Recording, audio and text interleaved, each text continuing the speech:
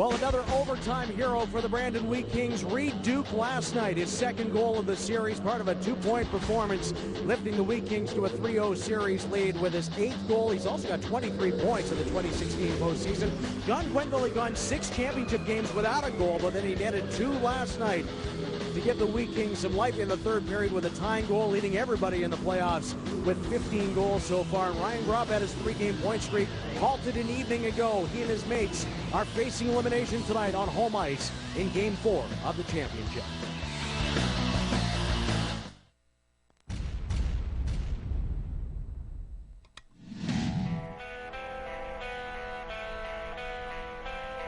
Sudden death overtime has lived up to its name for the Seattle Thunderbirds.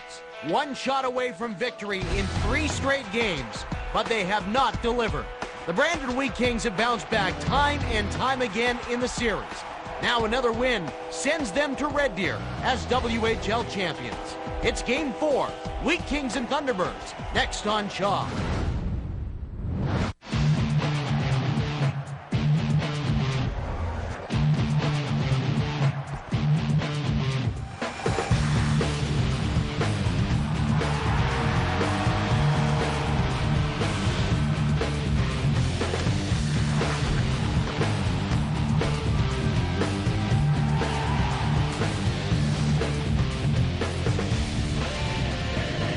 Well, an absolutely stunning look at Mount Rainier in Washington State. 26 degrees Celsius a couple of hours ago in Kent, Washington, as the fans file in to ShoWare Center, hoping that the sun doesn't set on the Thunderbird season tonight. Good evening and welcome to Levin Machinery, WHL on Shaw, and Bobdale Gloves, WHL Central. I'm Andy Neal, and hello again to those of you watching in the United States on Root Sports. Well, the Edge South Cup is in the house tonight, and the Brandon Wheat Kings are on the brink of hoisting it for the first time since 1996. Reed Duke scoring the overtime winner just 3 minutes into the extra period, and now the Wheat Kings have a commanding 3-0 series lead in this WHL championship over the Seattle Thunderbirds. Remarkably in this series, all 3 games have gone to overtime. All 3 have finished with a 3-2 score.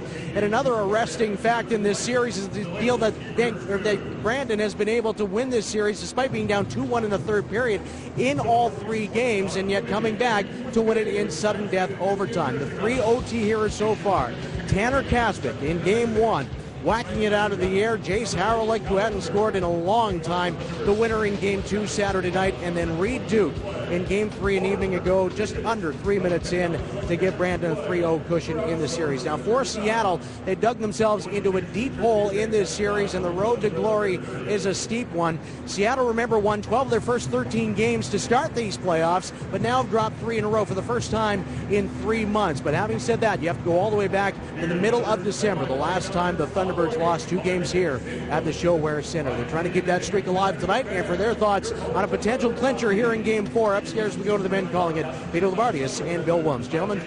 Andy, thank you so much. I feel like we're at a movie theater. They don't turn the lights on very often, especially when we're in the midst of this. And maybe it's because this series reminds me of a movie. It's called Groundhog Day. And for 3 straight games, the script has been the same. Brandon has trailed 2-1 in the third, and yet they're 1 win away from capturing the crown. Now let's show you how it all happened. Back to Game 1 in Brandon, right? 2-1 Seattle in the third period. Nolan Patrick ties it, sets it up for Tanner Kaspick's overtime winner. Go to Game 2, again 2-1 Seattle in period 3. Tyler Coulter's going to tie it at 2, and that sets the stage for Jace Harrelick at the overtime winner. Yeah, again last night. In the third period, 2-1 Seattle. You got it. John Quenneville ties it. Reed Duke, a beautiful toe drag.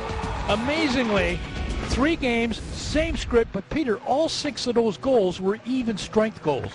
Ivan Provoro, the Western Hockey League Defenseman of the Year, who had 73 points during the regular season, has just 1 assist in this series. But, Bill, the reason I truly believe he will be a Philadelphia Flyer at the start of next season is his ability to defend fantastic forwards. Well, let's take a look at what he's done, because I happen to agree with you completely.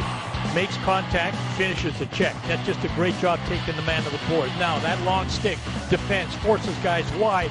No question about that. Watch this here. He stands up in the gap, uses that stick. He's not done yet. Patrick says, you know what? I'm going to look for him. Sure enough, there he goes up the ice. Defends, gets on the attack beautifully. And how about this play on Matt Barzal there? That was just taking that gap right away from him. He is a complete 200-foot player. He is fantastic. And last night was a night in particular for Seattle where I thought they had some brilliant opportunities to move into the driver's seat and take a 2-goal lead, but they weren't able to, and thus suffered the same plight at the end of the evening. You know, Peter, they're great off the rush. Let's be honest. They come at you with speed. They do attack the net. They don't get a lot of second chances. They've even been hitting some iron.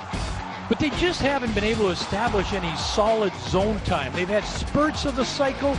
I think to beat this Brandon team, you have to establish that offensive zone. And they've really not been able to do that so far. They've been great attacking and entering that Brandon zone. Matthew Barzal has 3 assists in this series. He's such a dynamic player, Bill, but at even strength, nothing to show for it. How's Brandon done it? I think we did show certainly one reason why. Well, you got to have agility, great gap control, and you got to engage him physically. I mean, you run him out of space along the side wall there. You run him out of space on that far wall. Look, he crashes into the boards there. You know, you make him pull up in the offensive zone. He's going to get some shots, but he's not going to get, you know, the real good look. And then they double team him in the corner. That's just a super job there by Patrick and Clegg. Clegg again. There's Provoro again. They've taken all that time and space away from number 13, Matt Barzal. He craves it. He wants it, and he's not getting it. For one team, a chance to win the title. Andy, for the other group, it's a must. Well, Pete and Bill, we've been traded to 3 dandies so far, and the Brandon Wheat Kings trying to become the 10th team to win a championship a year after losing in round 4 in the 3rd in the last 4 years. But Seattle's got a lot to say about that as they get set to entertain the Wheat Kings in Game 4 of the championship. And it's next on Levitt Machinery, WHL on Shaw.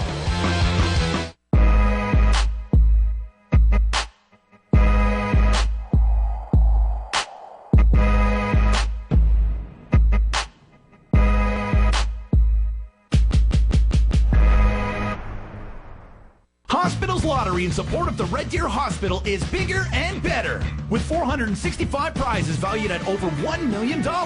Early bird prizes include a 2016 Harley-Davidson Road King, plus $50,000 cash. And new this year, 31 days of critical cash withdrawals for $500 made every day in June, ending with a draw for $5,000. Get your early bird tickets by May 15th. Call now or visit hospitalslottery.com. Hi folks, it's me, Don Taylor, way up here with my friend Murph. At Levitt Machinery, they sell, lease, rent, and service all these machines, and they offer certified training. Need a lift? Stack it, reach it, lift it. Levitt. And our militaries here and overseas with a presentation of our national anthems. Please sing along as Paul Klein and Ann Jones leads us in O Canada and the Star-Spangled Banner. O Canada, our home and native land, true patriot love, in all thy sons command. With glowing hearts we see thee rise, the true north strong and free. From far and wide, O Canada, we stand on guard for thee. God keep our land glorious and free. O Canada, we stand on guard for thee. O Canada, we stand on guard for thee.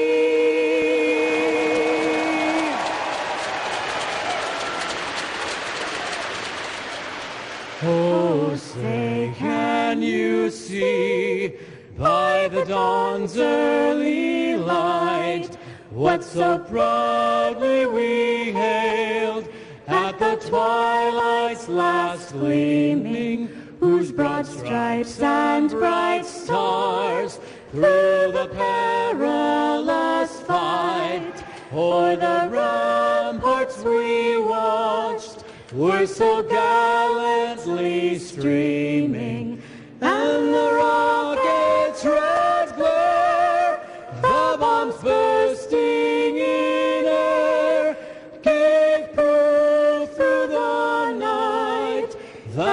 flag was still there. Oh, say does that star-spangled banner yet wave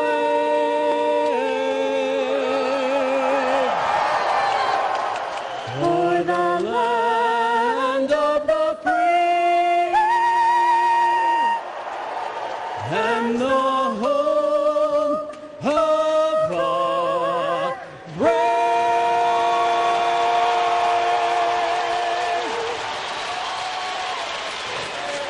Will this be the night that a 2016 Western Hockey League champion is crowned?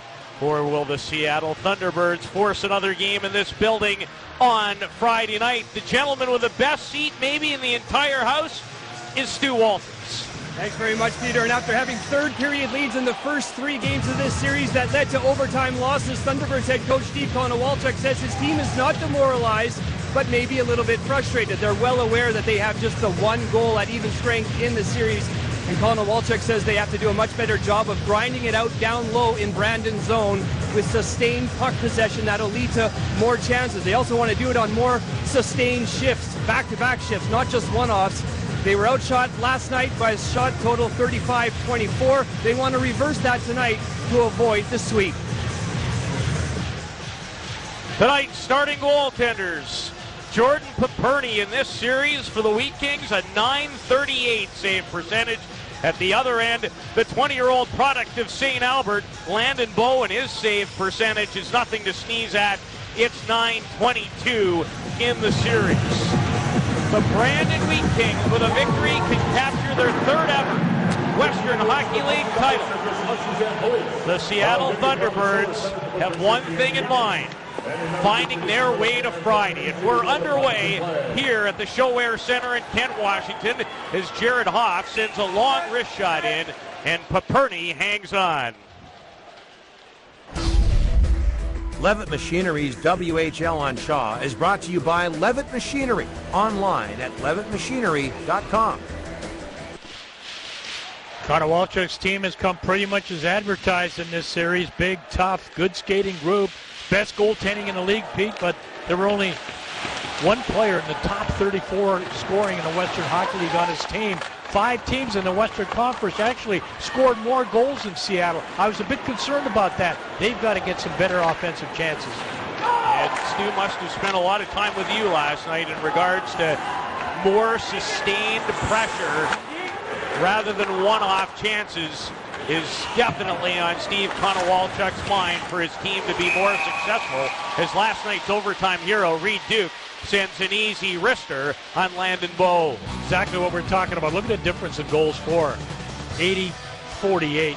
You know, goals against, there you have it as well. But, you know, Brandon played obviously a couple more games. But, you know, the away record now for Seattle, 6-2. Home record, 6-2.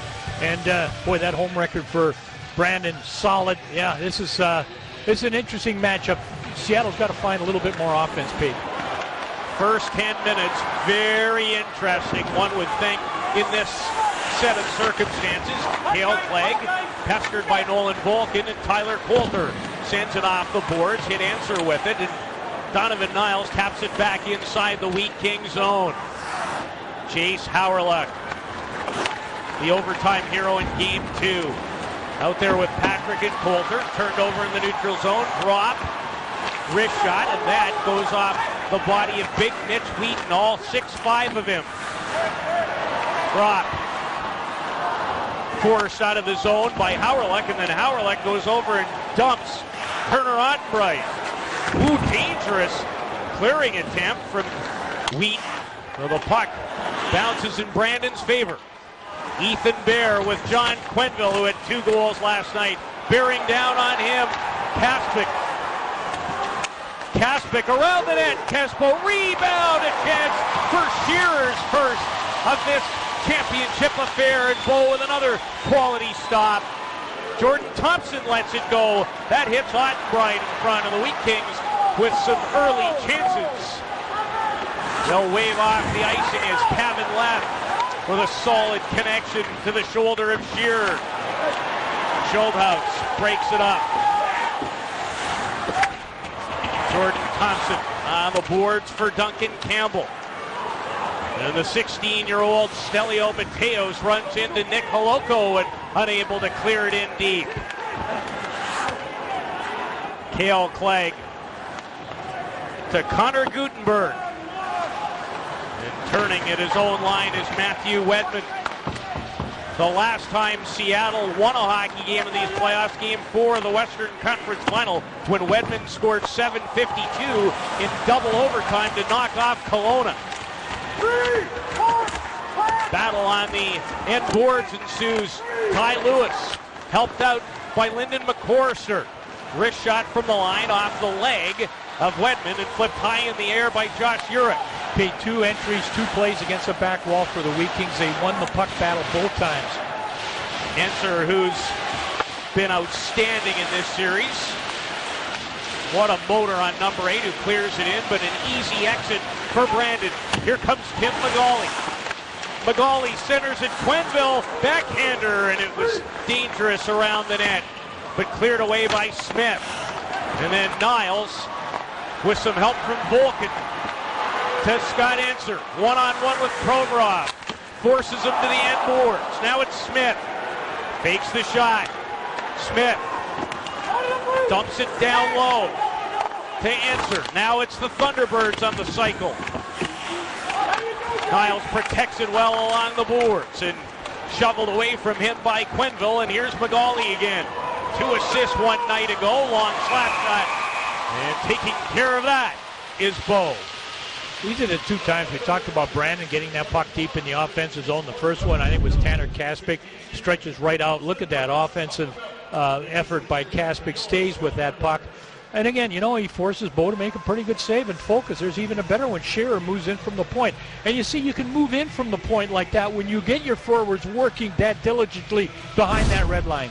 Brandon with an early edge. Shots on goal through 4 minutes of 5-1. Kaspick, the Game 1 overtime hero.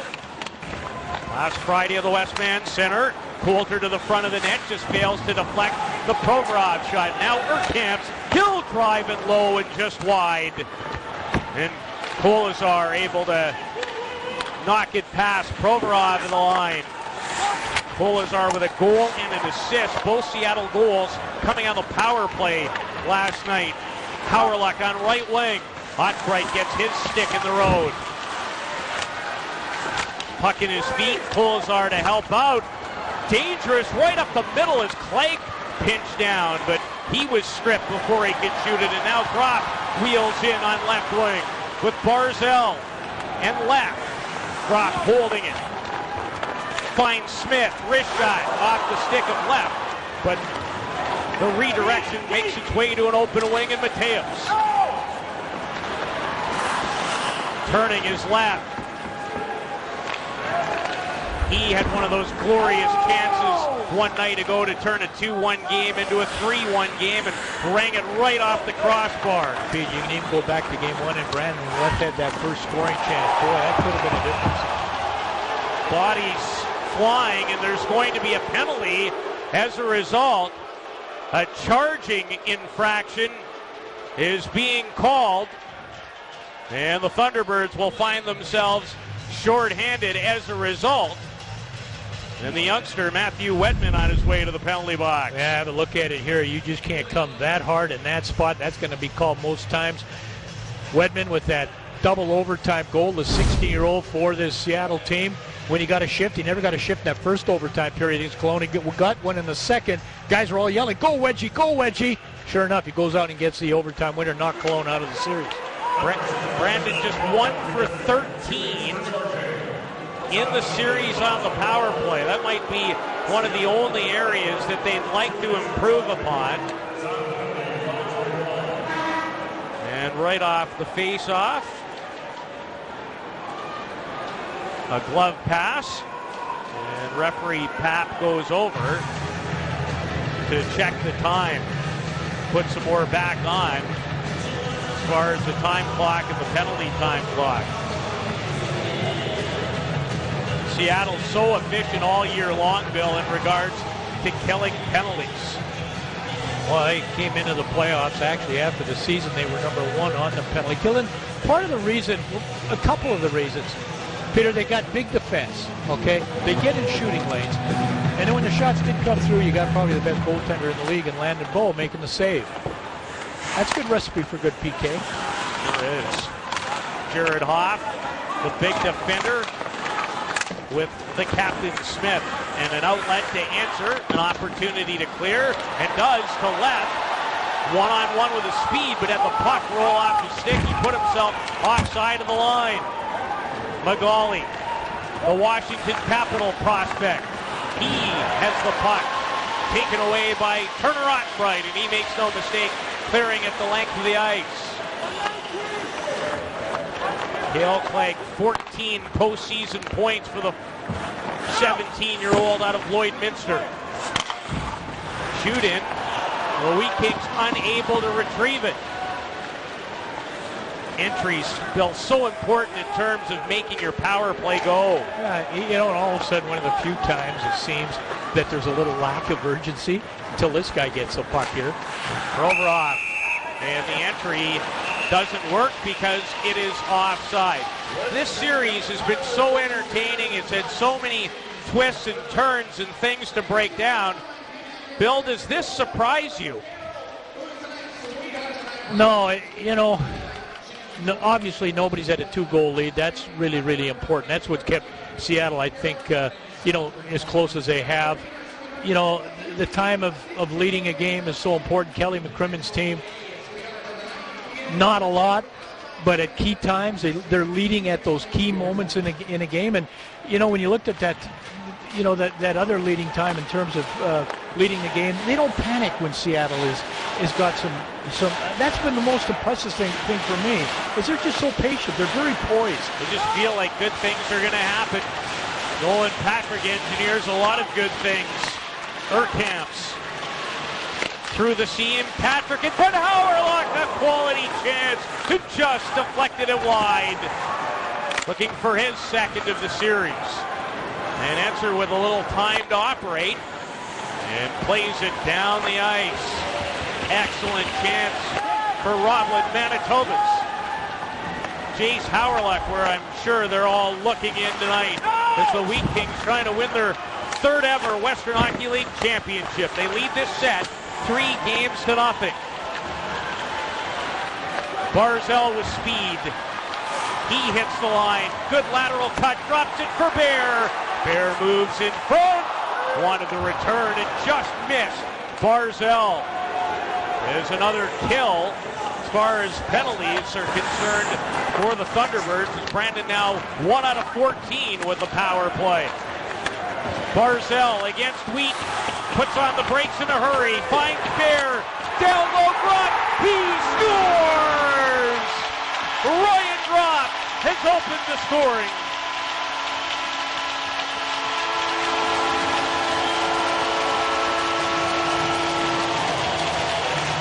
That'll get the job done.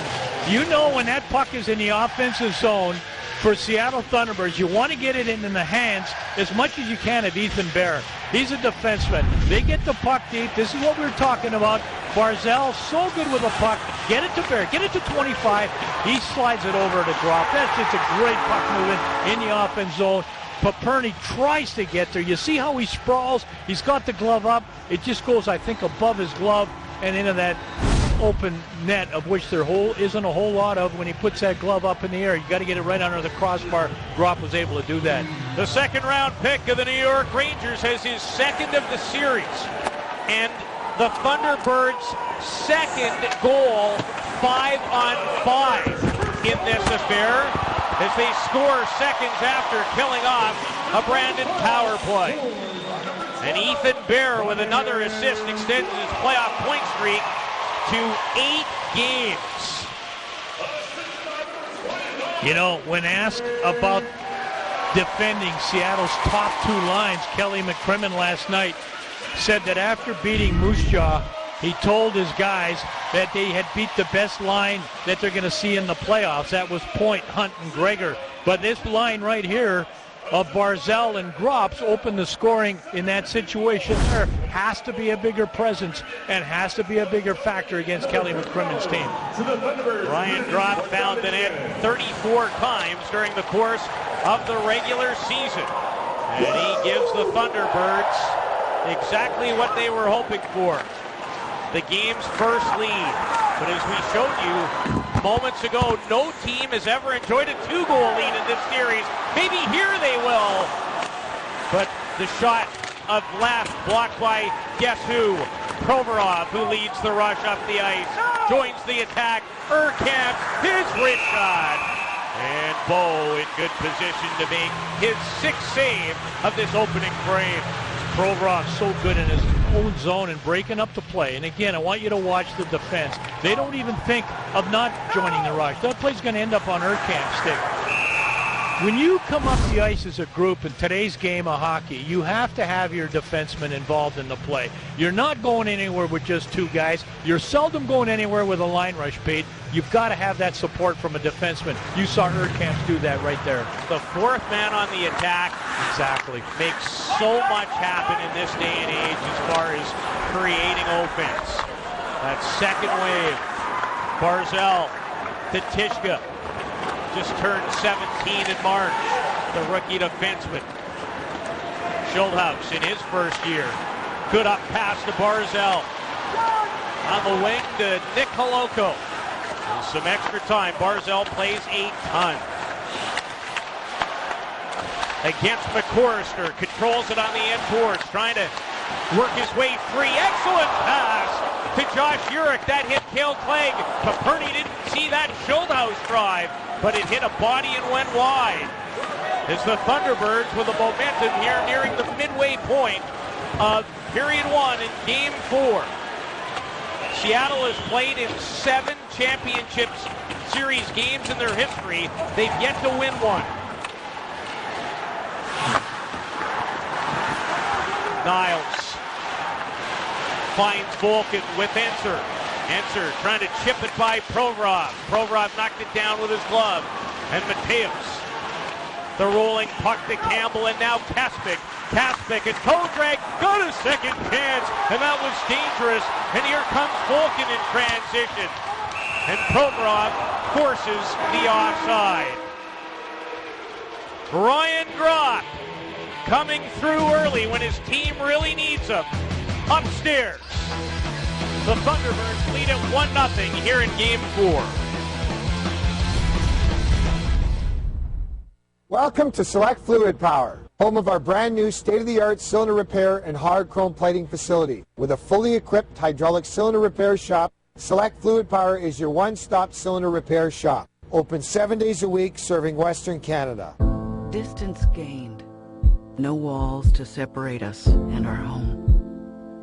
Drawn deeper by the presence of no one and the essence of everything. Mother Nature's timeless masterpieces, stretching past the sky and the edge of the world, calling us to explore supernatural British Columbia. The Mercedes-Benz AMG GT. Available at Lone Star Mercedes-Benz. Current offers at LoneStarInsider.ca.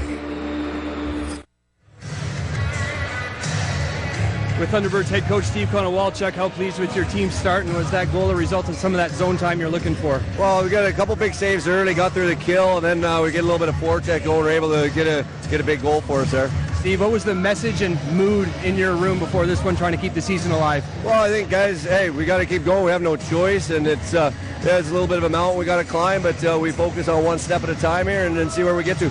Thanks, Steve. Thank you. Guys. Have a look at the big 3.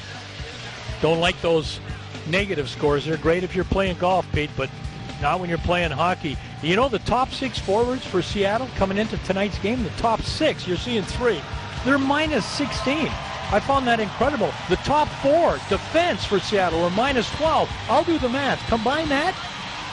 Top 4 defense, top 6 forwards, minus 28. I mean, where did that come from? There's been very few even strength goals. I mean, I don't know. You don't get a minus for a power play plus or goal. Barzal and Gropp, along with Bear, combined for the goal tonight, and it was in a 5-on-5 situation. Just the Thunderbirds' second of the series.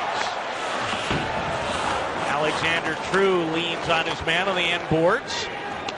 Magali into the zone, trying to split the D as he attempted a pass off towards Reed Duke, but it was broken up, and Thompson back in his own territory. The one-time 4th overall bantam pick of the Kamloops Blazers, Jordan Thompson, who exits and makes his way to the bench for a change. Enser weaves his way by Coulter into the zone, goes wide on Wheaton, puts on the brakes, has Bear, traffic in front. Volkin wants to shoot it. Hauerluck swept it off his stick. Is the line of Enser, Niles, and Volkin. They just work so diligently. Enser feeds Ottenbright, who pinched in from the left point, and he didn't miss by much. Bear in front. Enser robbed by Paperny. His best save of the evening. It was a beauty. Backhand from close range goes wide by Niles. One of the most quality shifts that the Thunderbirds have had maybe in the series. As Ottenbright steps up on Coulter. Paperny with a large save to keep it 1-0 for the home side. Here's Colasar. Steered aside by Paperny again. Big Andreas Schumacher versus Urkamps. Mateos, good body position on Barzal that allows the puck to come free. And Campbell trying to get around Schulthaus, who wouldn't allow it. Now it's puck turned over, and Mateos shot it wide. Tishka in tight quarters, bumped by Kaspick, the Western Hockey League Scholastic Player of the Year. Mateos in front, and Bo stops Stelio Mateos. You're talking about maybe the best shift of the playoffs of this series, rather. I couldn't agree with you more, Peter. This is exactly what the T-Birds needed inside that zone. Get on pucks. Keep pucks in at the line. Doesn't necessarily have to get on the net. Get it somewhere to the net. That's some sustain. Now, you got to win a race there. They're able to do that. You know, for my money, it appears the success of Konowachik's team is going to be directly dependent, Peter, on how much they can keep the Brandon team on their heels. Because if the Vikings play on their toes, they're going to come at you in waves.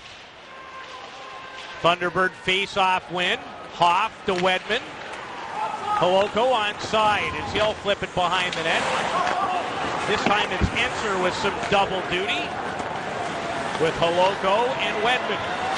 And Enser was just robbed a short time ago by the goaltender Paperny, as Enser, who has 7 postseason goals, still looking for his first of this set.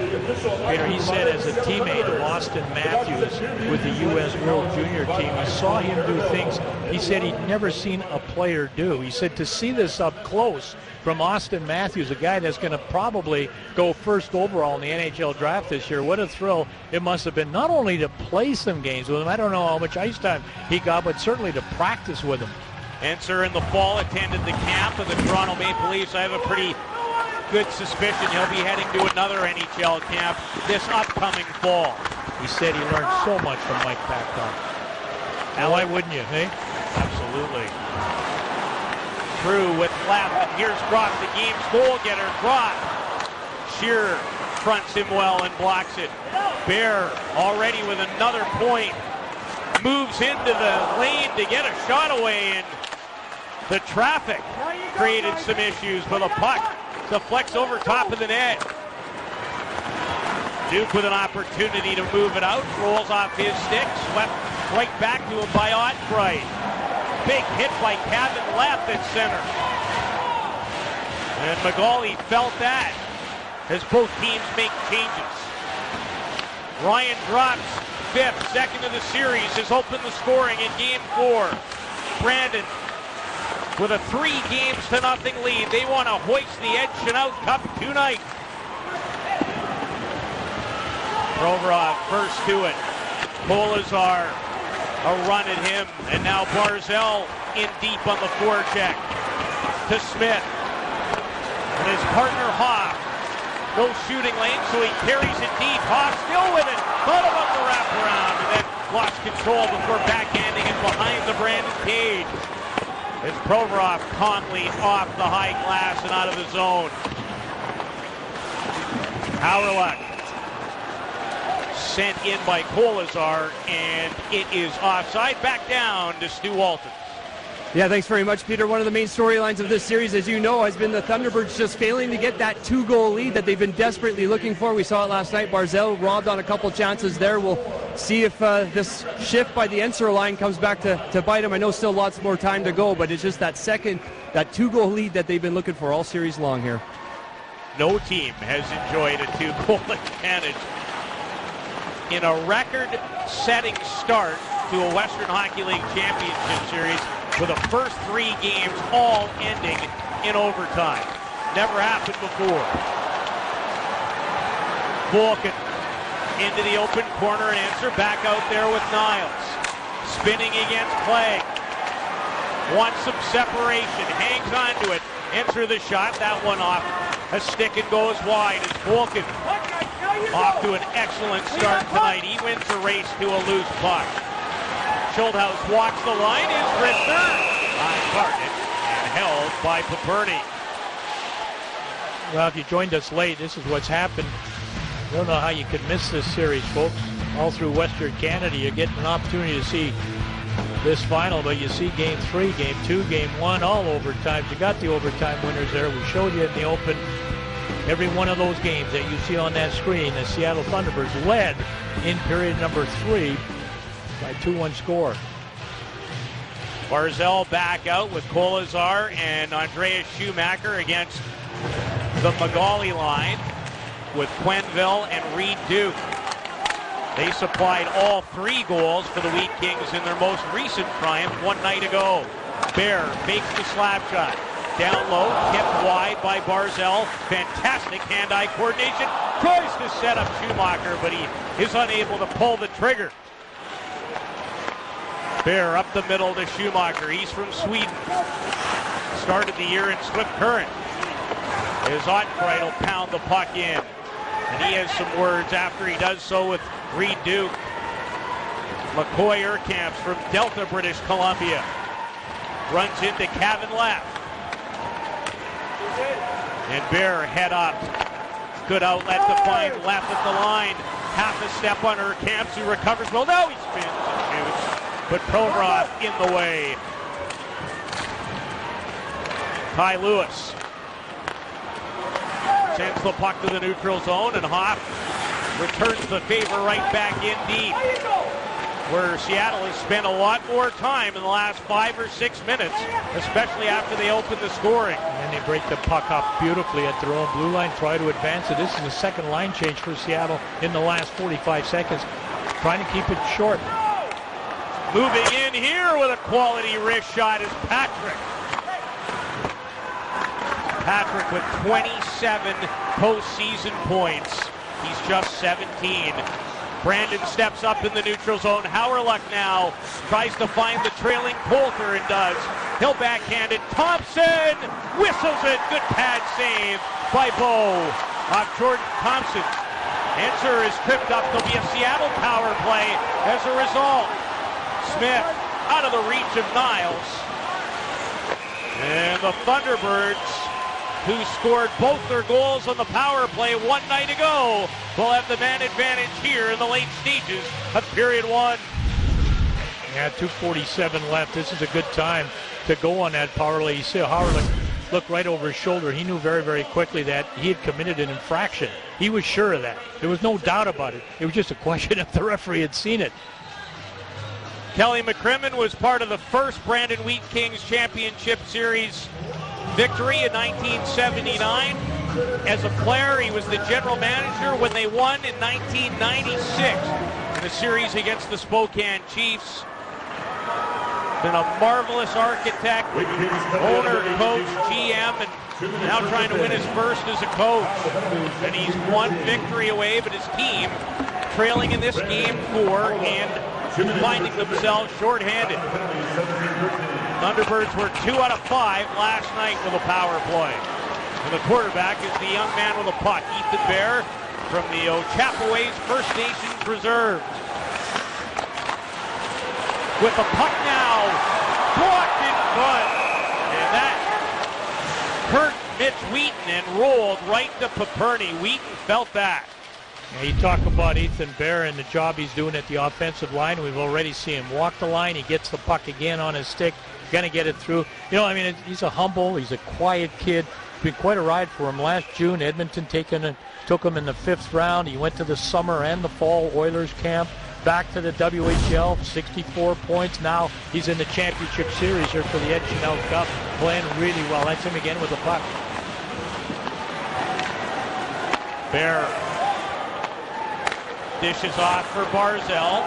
Barzell, top of the circle now, has a long look, feeds it back to Bear. Kolazar 5 feet away in front of Paperny, where he scored last night. This time, unlike last, the Wheat Kings defenders close that gap and clear it down the ice. Bear fires a lead pass. Drop. Takes the delivery from Kolazar, shoveled to the line. Kolazar able to keep it in.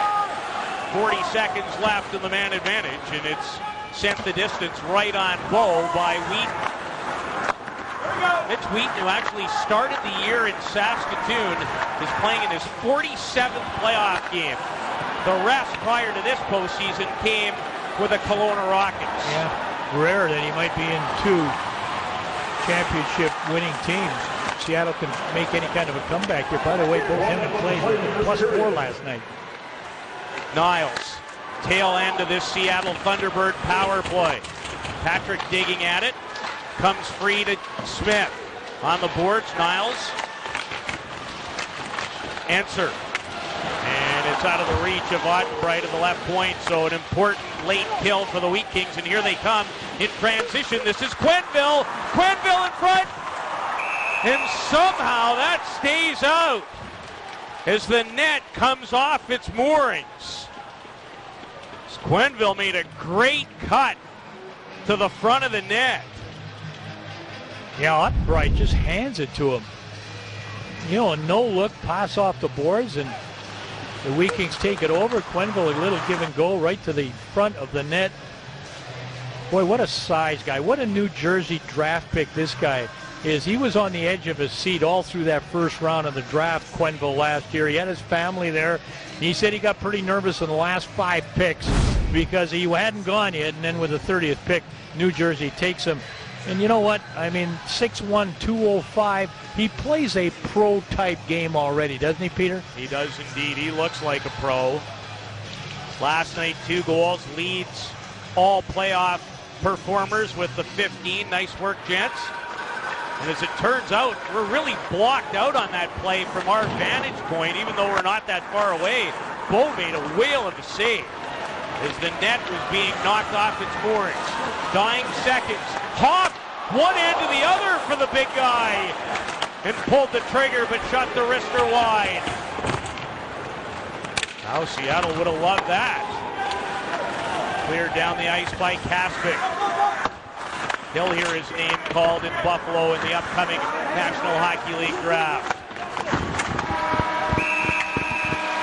We wondered how this first period would go, but the Thunderbirds in front, courtesy of a goal by Ryan Drop, and that 20-year-old gentleman, a big reason why it's 1-0. Peter, when you're losing 3-0 in the series and you're playing for your, obviously, playoff lives at this point, you can't win everything in the first period. You can sure lose it. I thought that was a good period. I thought the adjustments to the attack in the offensive zone was better. They got a 1-0 lead. They got some good goaltending. Fantastic period for Seattle. Andy? All right, thanks very much, Peter. Coming up in the first intermission, we will hear from Ethan Bear, who's extended his point streak in tonight's game with an assist. We'll hear from Kevin Sawyer as well. And a conversation with the most outstanding player in the WHL this season, Dryden Hunt from the Moose Jaw Warriors. Seattle scores first again, 1-0 through 1. Levitt Machinery, WHL on Shaw. Hi folks, it's me, Don Taylor, way up here with my friend Murph. At Levitt Machinery, they sell, lease, rent, and service all these machines, and they offer certified training. Need a lift? Stack it, reach it, lift it, lev it. I want you to stay in my life, in my life. Every year, when you support Full House Lottery, you support the lives of 1.1 million patients and their loved ones. Your ticket brings world-class care to the Royal Alexandra and University of Alberta hospitals. And that makes every Albertan a winner. Thank you from Full House Lottery. AMTA, the voice of Alberta highway transportation. The AMTA now has 2 simulators in daily use, our static trainer in Edmonton and our mobile training unit out of Calgary, which allows training at the transportation companies themselves. These are invaluable tools, honing driver skills for shifting, banking, or hazardous road and weather conditions, all in a controlled and safe environment. And that translates to better safety on our roads. Introductory pricing of $30 per hour. Alberta Motor Transportation Association. Helijet flies between Vancouver and Victoria, as well as Vancouver and Nanaimo. Day or night, rain or shine, plus free parking and shuttle service at all terminals. Take off today by calling 1-800-665-4354 or click helijet.com. Bob Dale Gloves WHL Central is brought to you by Bob Dale Gloves. Found online at bobdalegloves.com.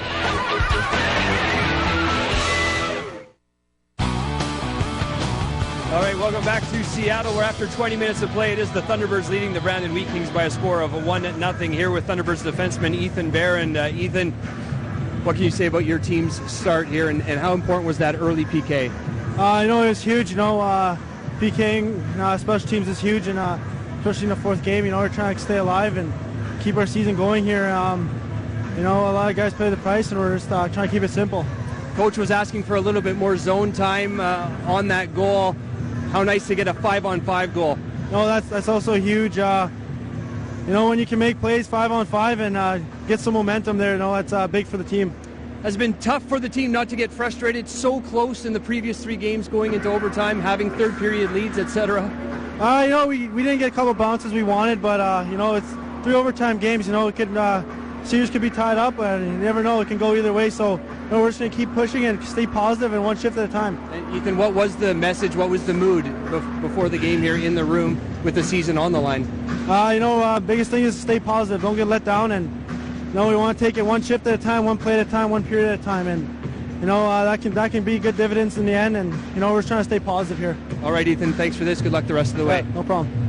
All right, there you go. Andy Neal, let's head over to you at WHL Central. Ethan Bear, second leading scorer, picking up another assist tonight.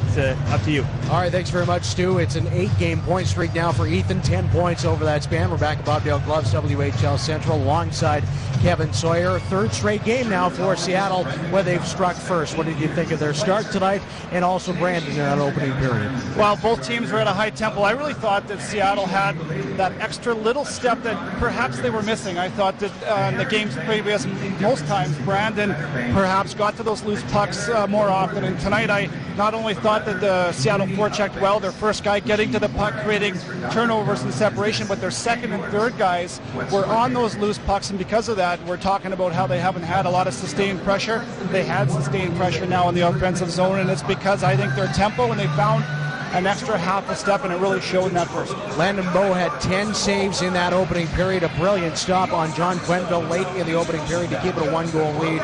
Landon's been great for Seattle all season. Obviously, he's going to have to be a key for them to stay alive.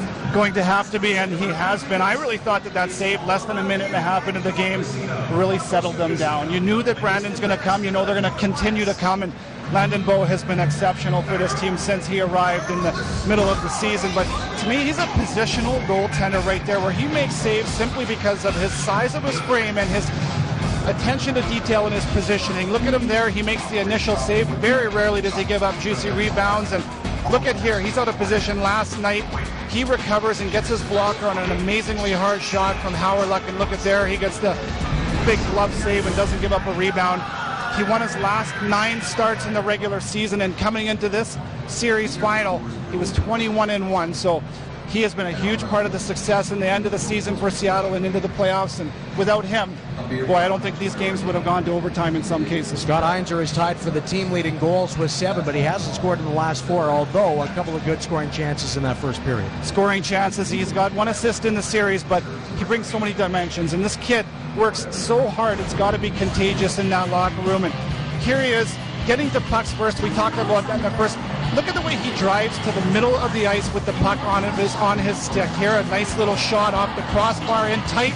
He doesn't take long to make decisions. Coaches want to know who's coming out of the pile with the puck. And often it's Scott Einzer. Physicality, he's not a big guy. That's even Ivan Provoro he just put on his head. And right here, this is the only even strength goal that Seattle has in the series, and Scott Einzer sets it up. So, you know, at times I really think that he has been guilty of trying to do too much, but for good reasons. He wants to win in the worst way, and it shows in the way he plays. And again, I think him and Barzal are the 2 best players on the team, on the ice for Seattle. How about Turner on right on defense? Well, he's a big dude, no doubt about that, and he plays like it, where he hits every opportunity he gets. That's the beginning of the game last night against Reed Duke. It seems like they've got a little bit of a thing going again. Look at the defensive side. Hard to play against. He has a little bit of offense. He's got 3 points in the playoffs. That's a beauty flip to Scott Einzer. He's had chances. There's one of them he hasn't been able to convert. And physicality again. He punishes you. Look at that hit. There's Quinville in the background. Ottenbright knocks him off the puck, makes a pass, and it leads to that even strength goal. So, you know, Ottenbright has brought so much, and you got to wonder, you know, he doesn't give the offense a depth that maybe Brandon has on their blue line, but he does so many things. Is that the difference Seattle's missing? They've got Ethan Bear, and his offense speaks for itself. Ottenbright doesn't bring that, but he brings a heck of a lot of other stuff. And on the other blue line for the Brandon Wheat Kings is the defenseman of the year in the WHL, Ivan Provoro. He hasn't lit up the score sheet so far in this series, but what has he done to help them to a 3-0 lead? Well, what hasn't he done? And everybody talks about how his offensive production is down. Well, he's still got 11 points, and he's 4th among D-men.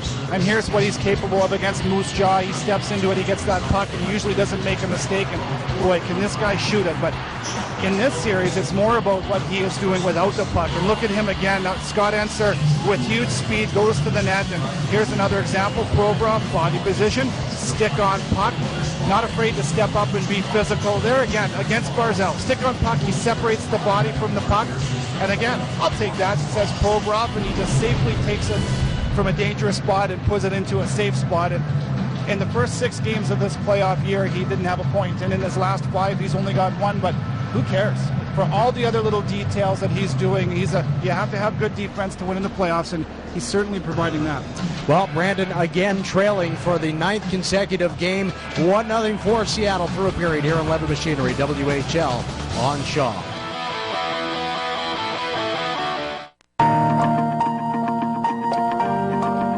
Whether you're sharing a moment,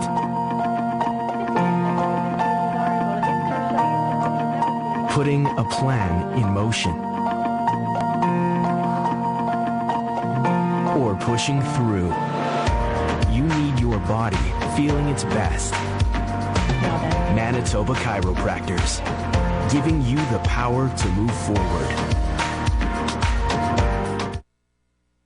The Alberta Chambers of Commerce. Sometimes somebody does have to speak up and advocate for a certain direction, whether it be economically or politically. And the Chamber is one of the organizations that does that. It's a really good support network in terms of learning, development, and just sometimes camaraderie. It's a diverse group in both age and gender, and also in business styles. The Alberta Chambers of Commerce, where members matter and benefits count. Levitt Machinery WHL Hockey is live on Shaw. Catch the NHL stars of tomorrow today. Shaw TV is home to the 2016 WHL playoffs. The journey will start with 16 teams and will have all the hits, the saves, and the goals until one team is crowned WHL champions. For complete playoff broadcast information, visit shawtv.ca or whl.ca. Hi, I'm Don Taylor here at Levitt Machinery, inviting you to watch Levitt Machinery's WHL on Shaw. Helijet flies between Vancouver and Victoria, as well as Vancouver and Nanaimo. Day or night, rain or shine, plus free parking and shuttle service at all terminals. Take off today by calling 1-800-665-4354 or click helijet.com. The WHL. Raise your odds of playing in the NHL. Over 20% of all NHL players got their start in the WHL. The WHL. Raise your game. Well, Ryan Gropp with his 5th of the postseason, and the Seattle Thunderbirds facing elimination tonight in Game 4 of the championship with a 1-0 lead over the Brandon Wheat Kings back at Bobdale Gloves WHL Central. If you said at the start of the year that the Fort Broncos Memorial Trophy would go to a Moose Jaw Warrior, likely people would think it would be Braden Point who would be going home with that award. But it was Dryden Hunt a week ago today who was named the outstanding player in the WHL with 58 goals to lead the way and second in points with 116. We caught up to him at the award ceremony in Calgary. Well, Dryden, congratulations on the Outstanding Player Award. What does that mean to you after the season you had with 58 goals and 116 points? Yeah, I mean, it means everything. I mean, there's a lot of things that have to go right. I play with some great players. Got a lot of opportunity with Tim Hunter and Alan Miller, and getting traded at the beginning of the year, I didn't really know what to expect, and never in a million years would have imagined the year I had. So, you don't win this award alone. I did it with 19 other guys every night. So, it means a lot to me, but it means a lot to the organization, I think, as well, because it's a team award. I feel like, and just really honored. At the start of the year, you go from Medicine Hat to Moose Jaw. Medicine Hat had great 20-year-olds at the start of the season, too. So what was that like emotions-wise, and then to be united with Braden Point with Moose Jaw, and you know what kind of player he is? Yeah, it was a little bit of mixed emotions. I was only in Medicine Hat for half a year, so it was a great half a year, don't get me wrong, but a little bit easier leaving. Only being there half a year, so also easier when you know you're going to play with a player in Braden Point. Pretty easy to play with a guy like that every night. You don't have to say too much. Everybody knows what he's all about. So, a lot of things went right, and just really fortunate for how things worked out, and definitely not going to take any of this for granted. What was going on in the second half of the season? You seemed like a hat trick every night for a bit of a run. You were on such a tear. What was happening during that stretch for you? Pointer was out there for a couple games when it all started, so we had guys step up, and I kind of took it on myself to play a bigger role, and it worked out. I was playing with young guys in Brett Howard and Noah Greger, and they stepped up huge, and the future's really bright with guys like that on that team, and Pointer came back, and things just went back to normal. So it was a great second half. Great to clinch that playoff berth, and then win the first round. It was just a great ending. Signed with the Florida Panthers. You had some experience with the AHL team. What's the goal then for 2016-17? I think everybody's dream is to make the NHL. There's a process, obviously, that goes into that. My goal is to play pro hockey next year, whether that be in the American League, the East Coast League, or the NHL. So I'm just going to go in there, give it my best shot, and see what happens. Well, congratulations on a great season, on winning the Outstanding Player of the Year award, and all the best next year. Thank you very much. Appreciate it.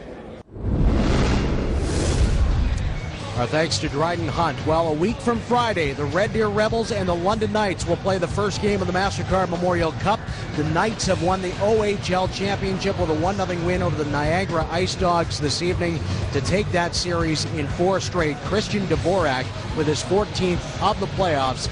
The only goal this evening, and Mitch Marner, the Toronto first-rounder, was named the MVP of the series and the playoffs in the OHL. Rouyn-Noranda Huskies tomorrow night on home ice with a chance to wrap up the QMJHL Championship. The Q champ and the WHL champion will meet on the Saturday night, the first Saturday of the MasterCard Memorial Cup in Red Deer. Game 5 goes tomorrow in Rouyn-Noranda. Shawinigan with a winning Game 4 an evening ago. There's Ryan Gropp's 5th. Seattle with a 1-0 lead with the second period upcoming on 11 Machinery, WHL on Shaw.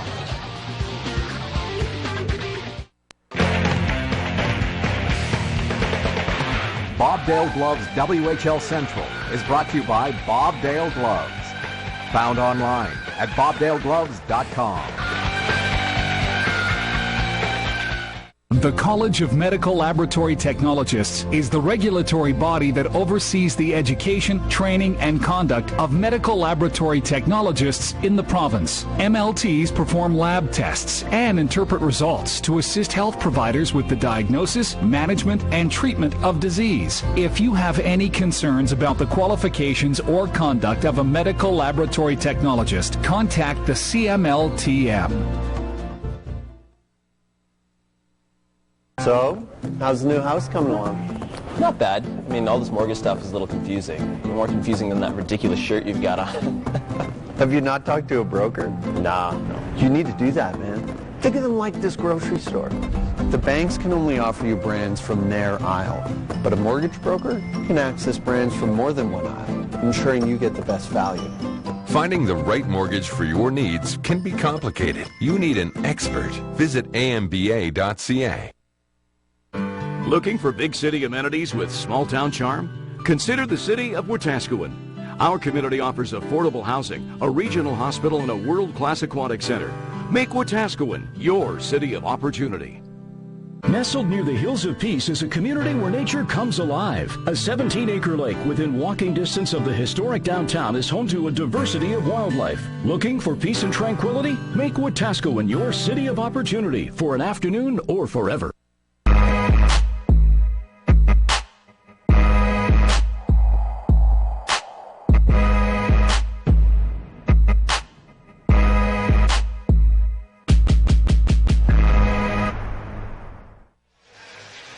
Welcome back. The Seattle Thunderbirds at home in a must-win situation. They trail this series 3-0.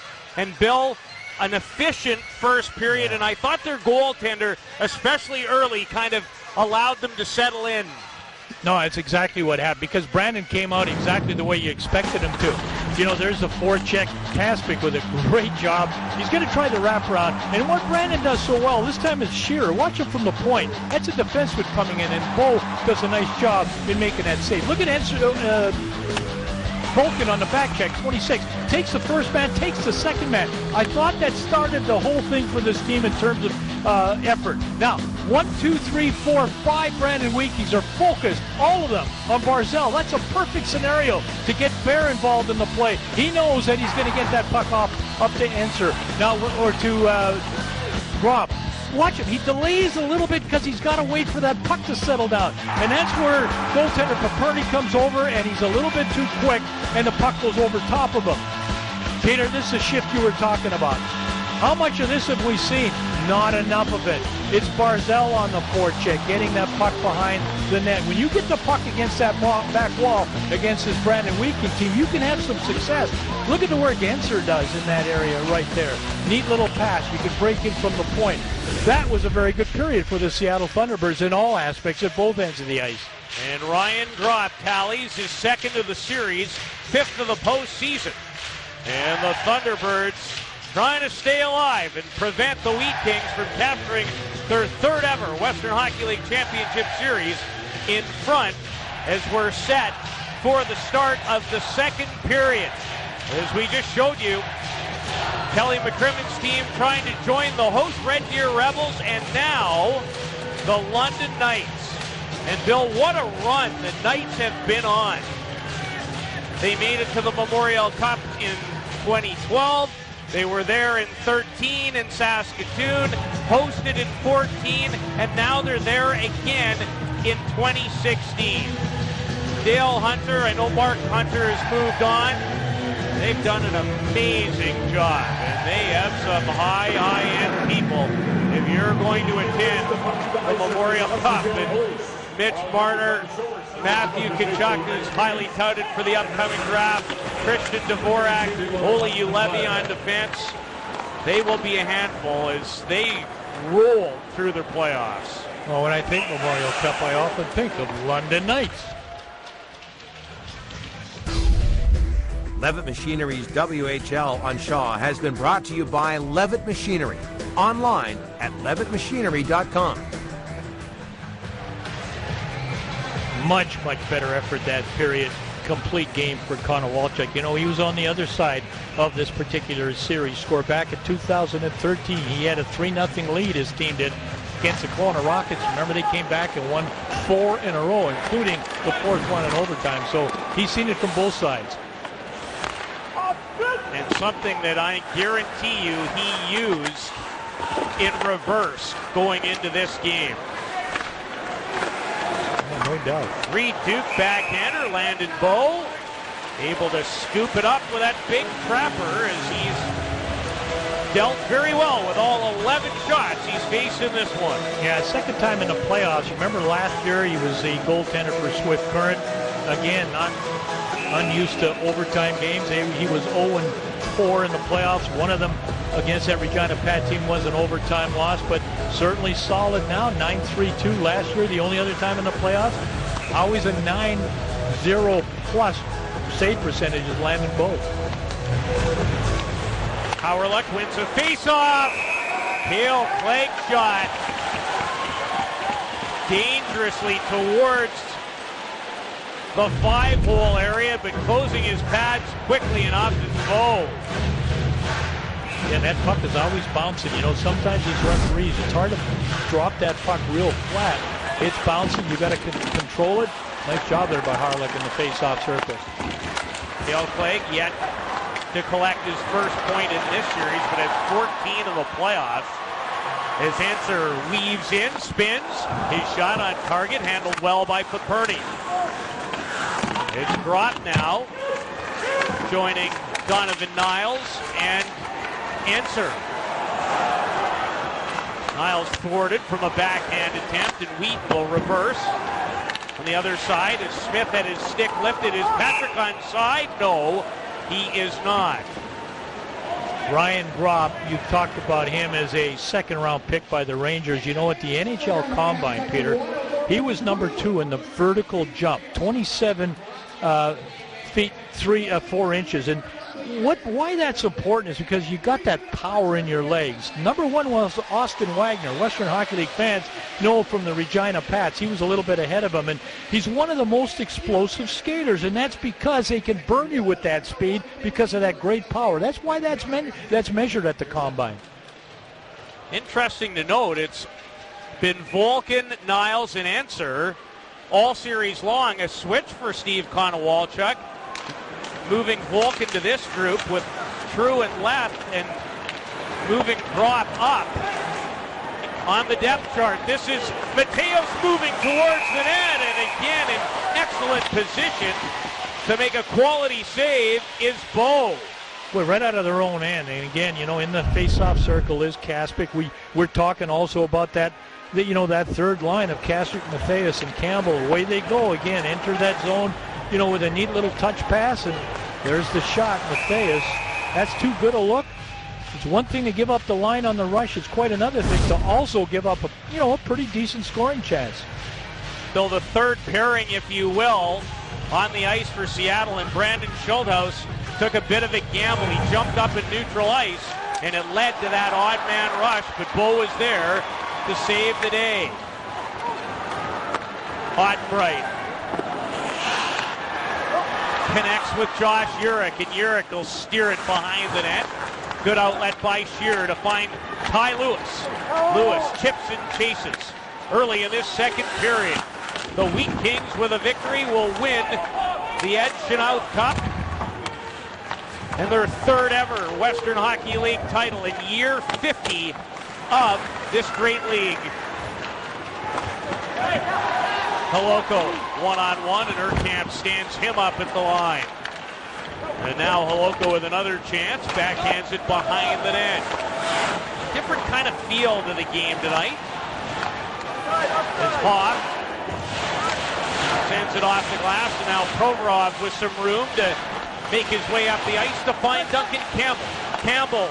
And Hoff uses that long reach and long stick to send that shot out of play. You know, Ivan Provorov, the first Wheat King to lead all Western Hockey League defense in scoring since 97-98. Burke Henry, you got to go all the way back to that era. You remember we were talking about this before the game. Burke Henry, in his last 2 years, a nice job by volunteers in Brandon. They would throw an O. Henry bar up into the crowd every time he'd get a point on home ice. Nice job by Burke Henry that year. But Provorov was fantastic this season.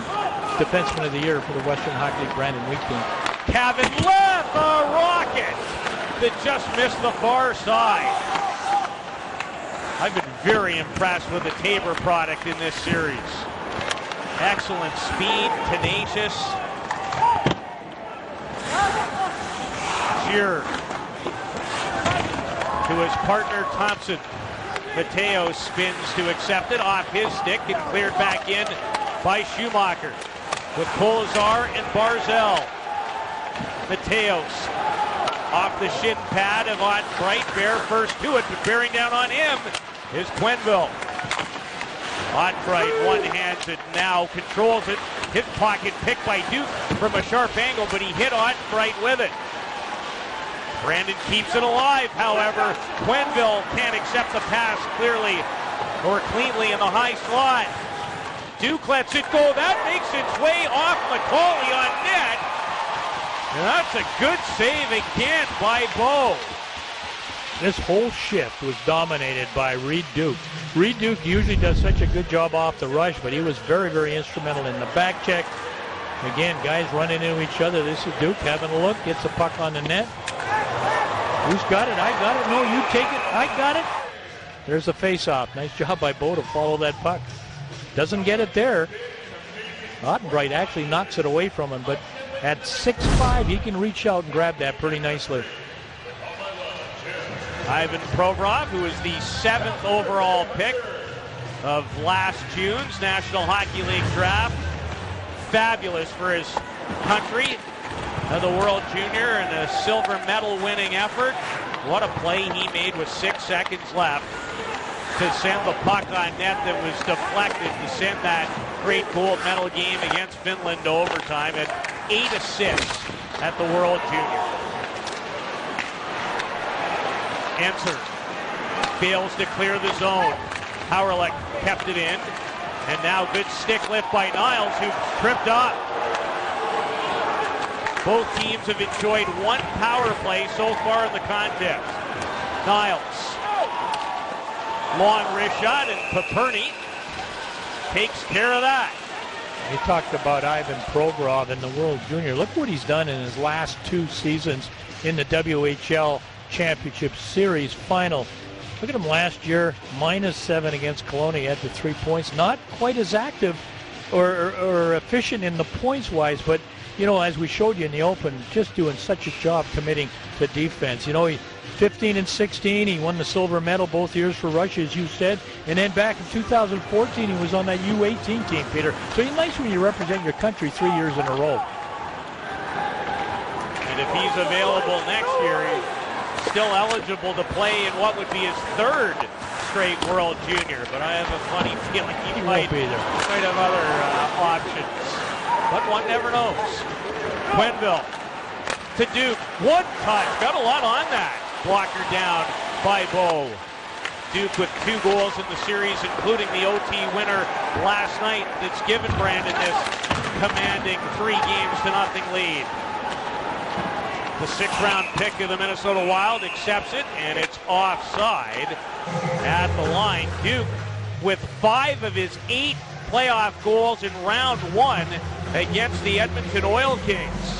Yeah, you know, when you watch Duke, the thing that always sticks out for me is his speed through the neutral ice area and his ability to handle the puck. We saw that on the overtime winner last night with that great toe drag. And when the Wheat Kings play that high-tempo game, stretching it up the ice the way they do, Reed Duke is really, really effective. Tishka to Schuldhaus, finds Barzell. He drops to the trailing Tishka. They really like him here in Seattle. Tishka in his rookie year with the puck right now. Tishka heads up. D-to-D pass, and Schuldhaus, a good offering for Barzell, who hits the line and finds Kolazar, drops it off. Schuldhaus quickly. Tishka, excellent block by Mateos. Talking about young players with a bright future, a breakdown again. Kaspick had room on the short side, but misfired. Urquhart, that's hit by Mateos. It just goes over top of the net as the Wheat Kings with 2 more cracks to draw even here nearly 6 minutes in to period 2. Howerlich, a near steal, and Barzell to Schumacher. Pass Kolazar. And Steve Konowalchuk's crew making changes. Wheaton. Intercepted. Enser has bolted. Quality stop by Paperny, who's just made so many of those at key times in this set. Patrick. Big body play on Enser. Hits Howerlich. And Howrluck slides it into the zone as Smith puts on the brakes, turns away from Coulter. Now it's Howrluck again. The agitating Jace Howrluck. Shot by Clegg, that's blocked. Comes to Wheaton, another block. This one courtesy of Volkin, and here's Niles. Ottenbright off the bench to join in, and now he'll back off. 15-11 shots in favor of the Wheat Kings. In behind left, who might have had a quality chance, and he had the opportunity to receive it cleanly. Now Duke bursts into the zone. Tries to cut past Bear, unable to. Thompson backhands it behind the net. Bear and Reed Duke in a fight. Duke wins that puck battle. Sharp angle shot by Shearer this time. Hit a stick and goes wide. And it's slapped out, and now a 2-on-1. Left and True. He scores! Alexander True! And it's 2-0 Seattle. All of this rush and this goal starts with tremendous play inside the Seattle zone. Defensively, they're so solid. They force that puck into that situation. Nice job, Enser or left, waiting, buying some time, and then getting it over to True. Heads up, a neat little pass. And when you're a left-hand shot coming in off that right wing like that, it's easy to make that pass on your left-hand shot. A little tougher to make that shot off the pass. True with that first ever in this series 2-goal lead for either team. It's for the hometown Seattle Thunderbirds. True's second in as many nights, fourth of the postseason. And the Thunderbirds enjoy a 2-goal advantage. But right back come the Wheat Kings. Urkamps from a sharp angle. Colasar with drop. That pass goes over his stick. Hoff just fails to hold it in at the line. Now you got this Brandon Wheat King thinking we got a little bigger mountain to climb. As long as they're within one, we've seen it. This is a team that will battle. And, you know, even now, they think they got a lot of time to get this thing back. But, boy, that puck just hops over the stick of the defender. Left goes wide. Perfect pass. That's where you got to go upstairs. But Perney desperately trying to get a glove on it, unable to do so. You've talked about Alexander True. He's been solid for this hockey club. From Denmark. His mom is from San Diego, so he's visited Southern California several times. He knows about this side of the pond. Two-time member of the Danish World Junior team. A country getting better and better and producing more quality players. You might remember a gentleman by the name of Bjorkstrand, who was okay in this league. Bear, Ottenbright to Barzell. Unable to maneuver his way past Coulter, and that may have saved a breakaway. Diving effort and an excellent one by Ottenbright. There's Barzell back in his own zone to drop. Rink wide, Ottenbright, and Paperny makes that save as Ottenbright into it with Provoro, and now Urkamp steps in.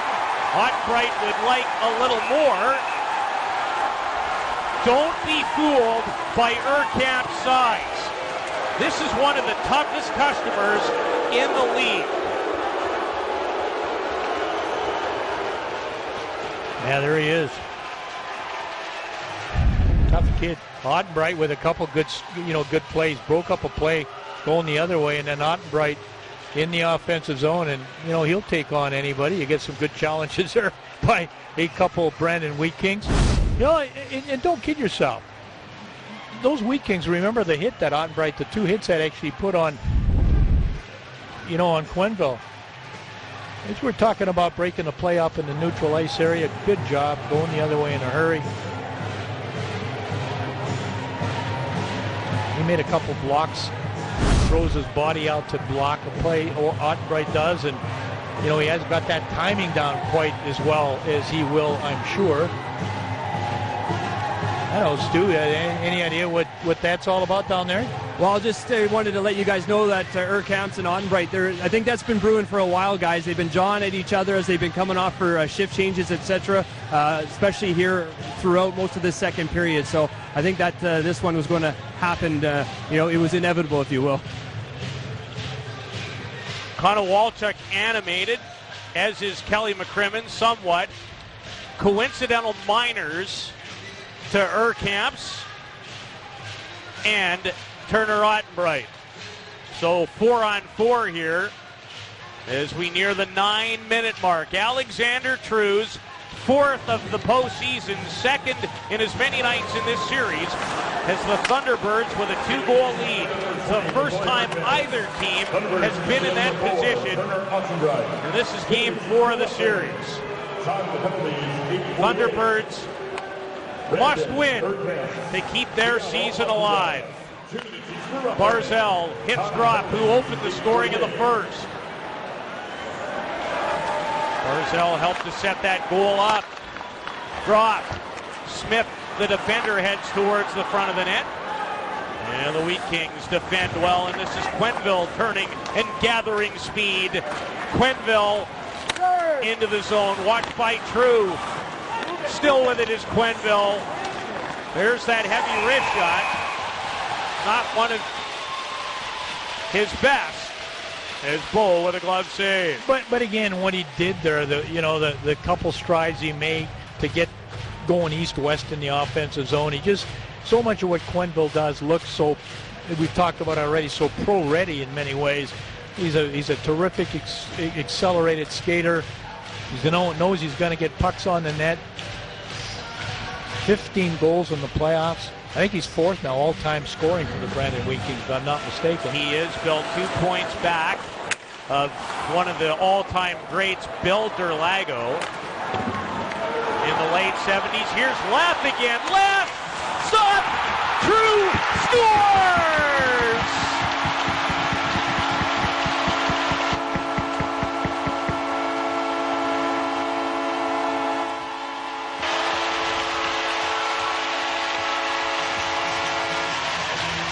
Alexander True for the second time in the period, and Leff helped engineer it again. It's 3-0.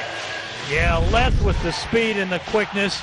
And I want you to watch Alexander True, the inside position at 6'4.5". He gets right in front of the net.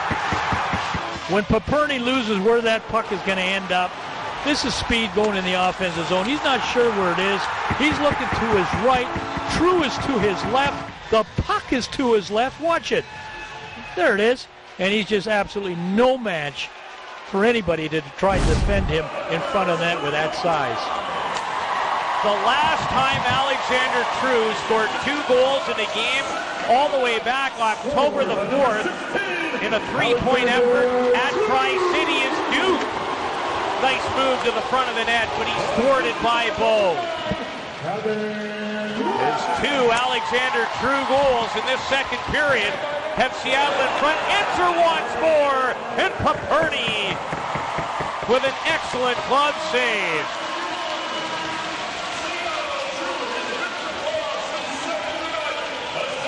Enter and the Thunderbirds in a win to stay alive. And they're looking awfully good midway through the second.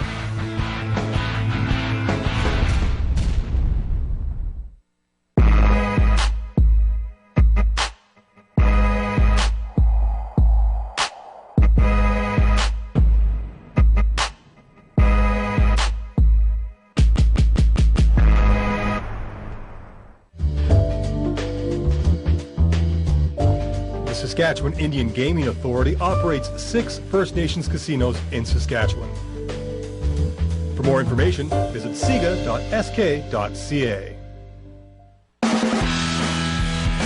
Before and after the game, Tony Roma's offers casual family dining. Tony Roma's, a family destination, legendary ribs, and famous for so much more. Hi folks, Don Taylor here. Need a lift? At Levitt Machinery, they sell, rent, lease, and service machinery for your material handling needs, and they offer certified training. Stack it, reach it, lift it, level. With Wheat Kings head coach Kelly Mccrimmon. And Kelly, how do you get back to playing your style and pace of play, or do you feel you're close? Well, I thought we got outworked in the first period. The second period, I think we've worked harder, but we've made some really poor decisions, and we've put ourselves in a bad spot. We haven't been down 3 goals in the series, so we're going to have to get going on offense. But obviously, first and foremost, we got to stop it at the other end. What has allowed your team to show no panic throughout these playoffs despite deficits?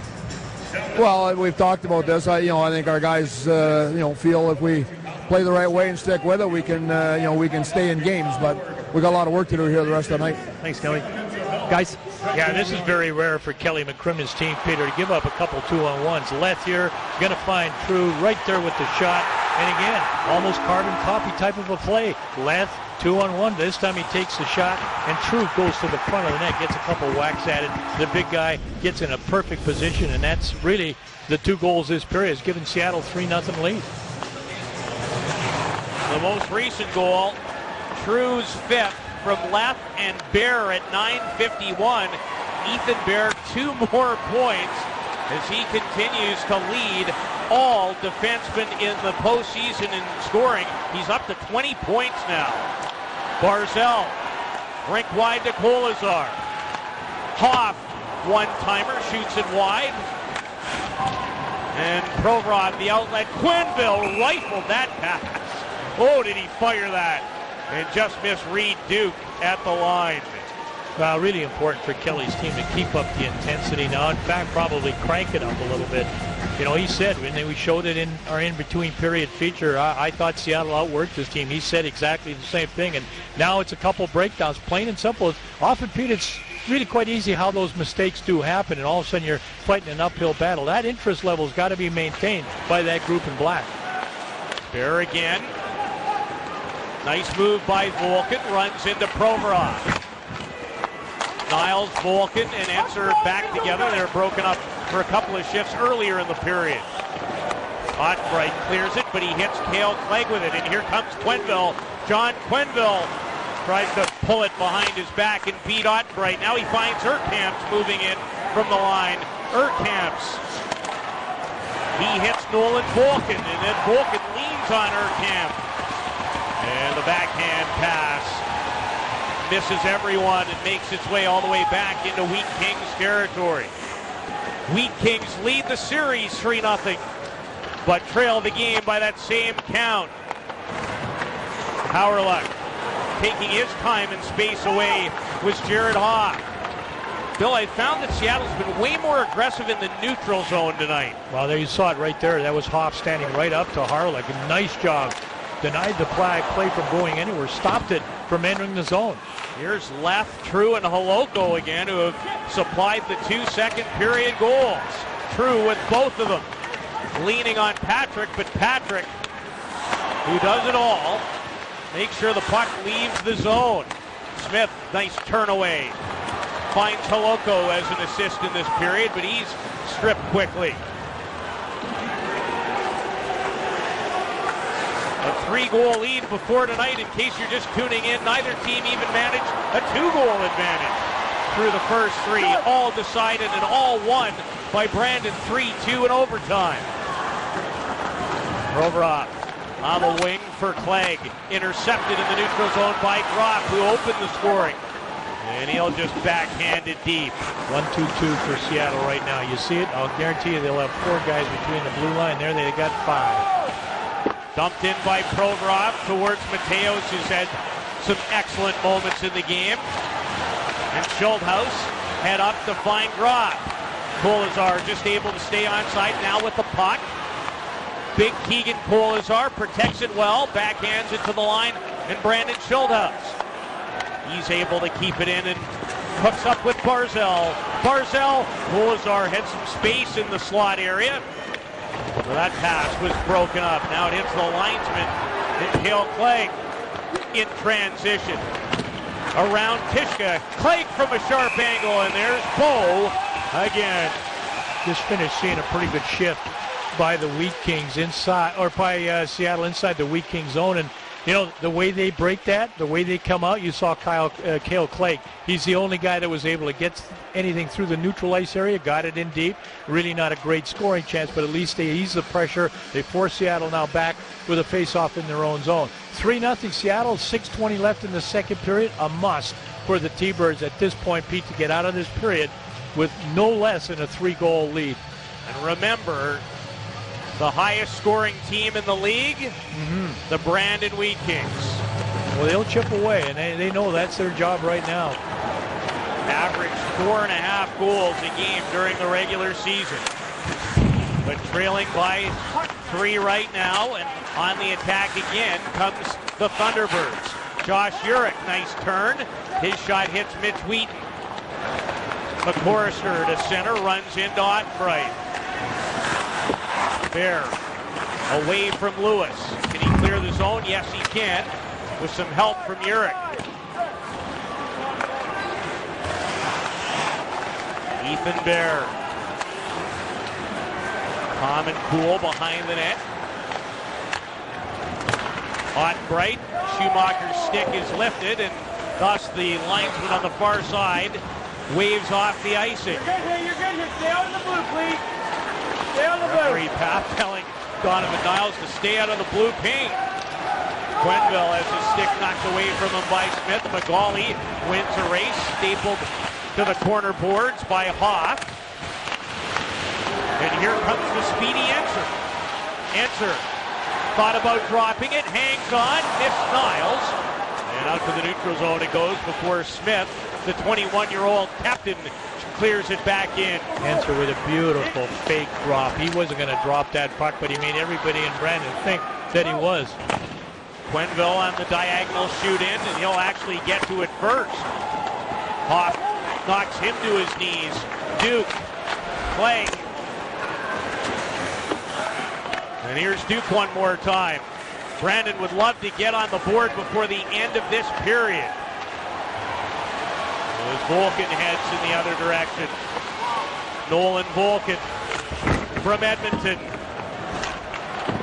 Patrick chips it at Hauerluck as far as the line, but Kolzar holds it in momentarily, and Bear thinks about shooting it deep and misses Barzell.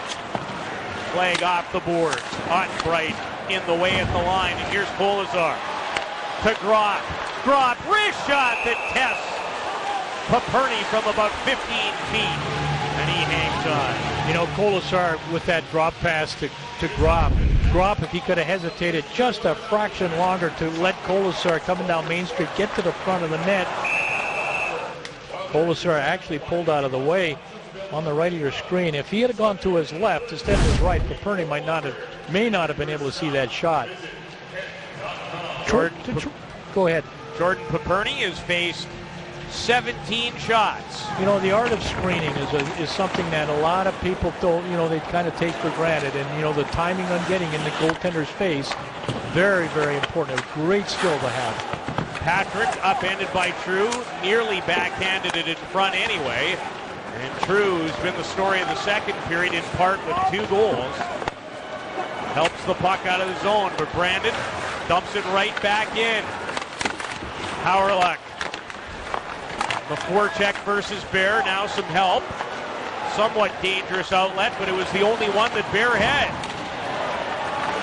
Koloko to left, True heading to the net, left, off the outside of the net, as he looks for his 3rd point of the evening. Boy, has this line been a difference maker.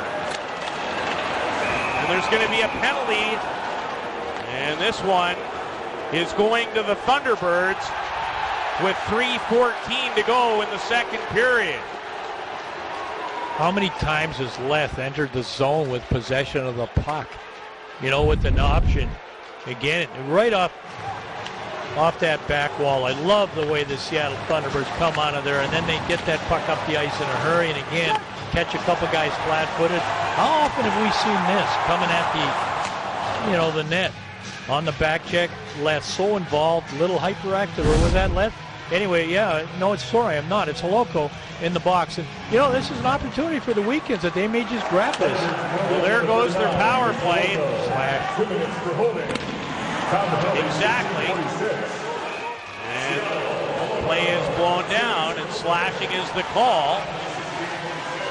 And it will be the youngster, the 16-year-old out of Winnipeg, Mateos, on his way to the penalty box. So that Brandon power play lasts 10 seconds. You know, sometimes you don't have to put an awful lot of lumber on the stick. Probably Mateos more getting his wrist, getting his glove, and that's what knocks the stick out of his hands. And well, maybe with a 4-on-4 situation, have a look at who the Wheat Kings put out there. Activate your defense. Urkamp's probably going to be involved in this, number 20 for the Wheat Kings. The Thunderbirds have one of their 2 second period goals 4-on-4. The situation we find ourselves in. Drop in the first period is 5th. True is 4th and is 5th in period 2.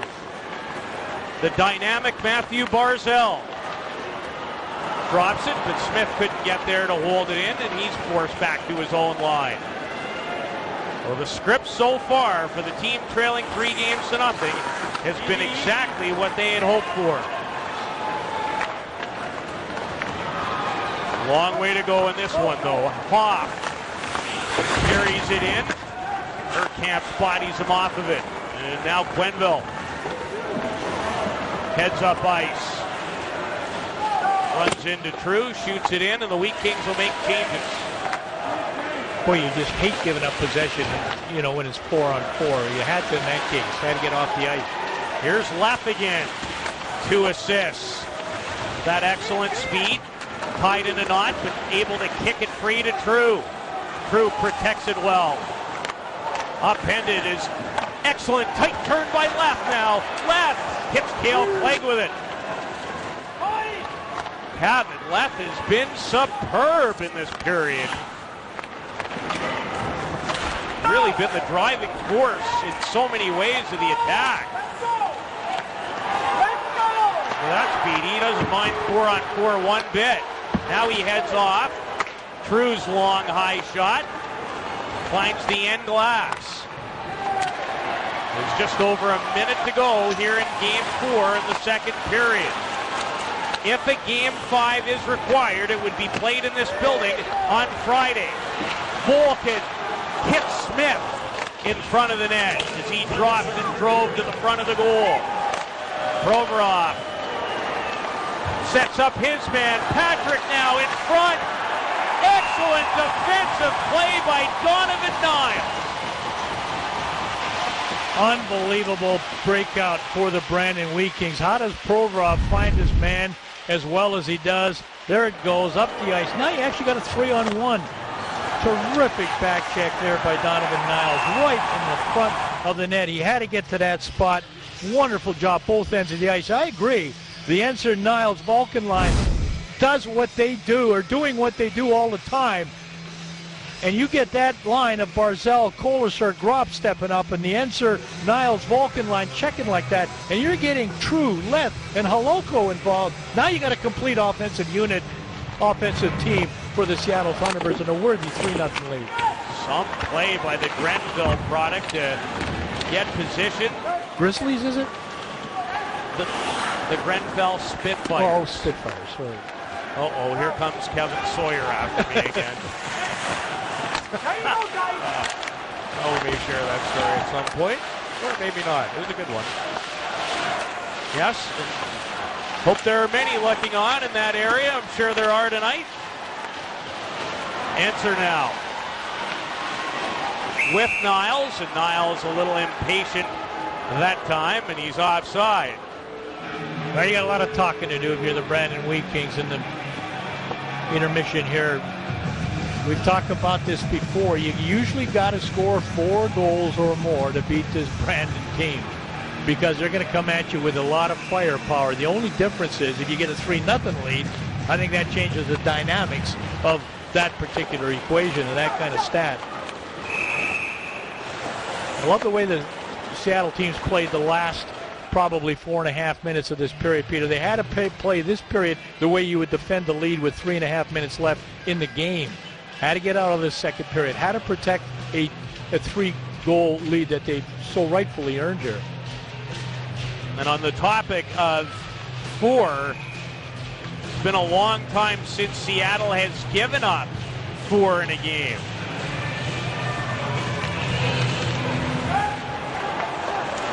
This is a team that has barely lost in regulation. 33 games they've lost twice in regulation. They lead this one tonight with their season on the line.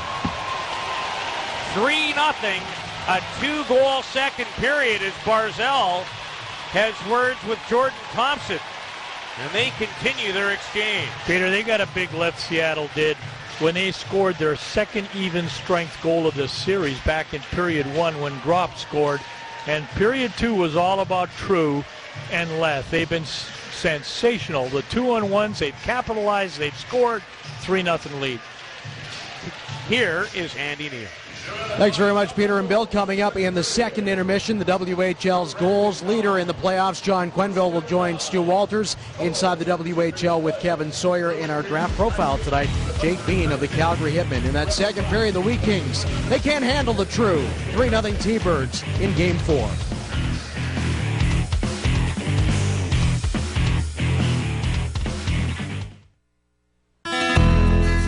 Ketchup and mustard containers are just as happy in your blue bin as they are beside your barbecue. Find more information about Multi-Material Stewardship Manitoba and how you can recycle something new at simplyrecycle.ca. I think I've always been telling stories for as long as I can remember, and so I got to this position by just continuing to find really interesting things that are happening in my community. For the complete interview, go to globalnews.ca. Loren McNabb.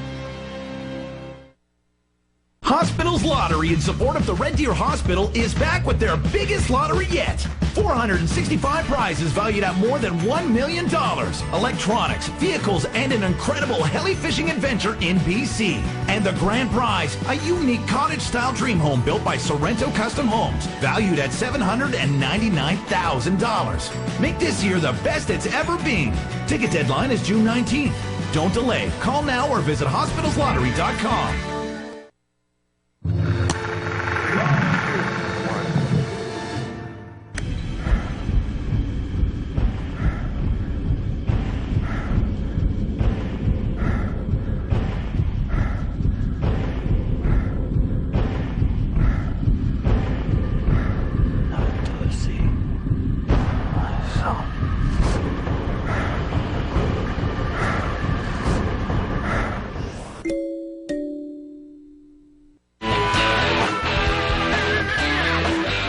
Bobdale Gloves WHL Central is brought to you by Bobdale Gloves. Found online at bobdalegloves.com.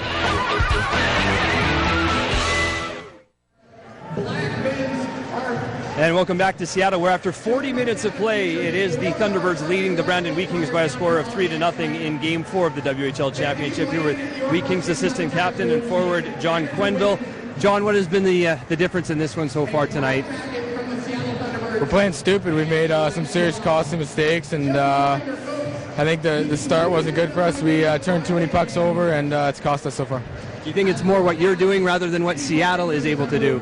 Absolutely. I mean, we control our own destiny, and for us it's all about, playing our game and playing at the pace that we want to play it at. And tonight we've been on our heels and we've made costly mistakes, like I said, and it's really hurt us. Was there a message in the room beforehand just to try and concentrate on the task at hand in closing this one out and not get distracted?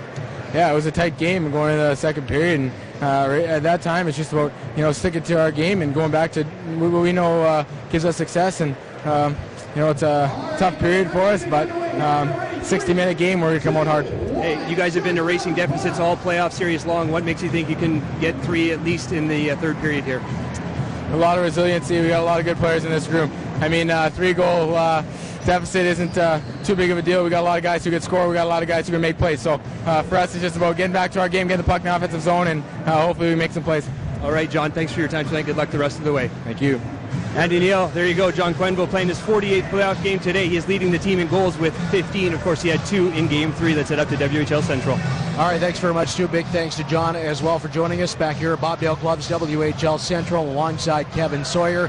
John Quenneville very honest about what he thought of his team's performance through 40 minutes tonight, but what do you think on why this game is 3-0 Seattle through 2?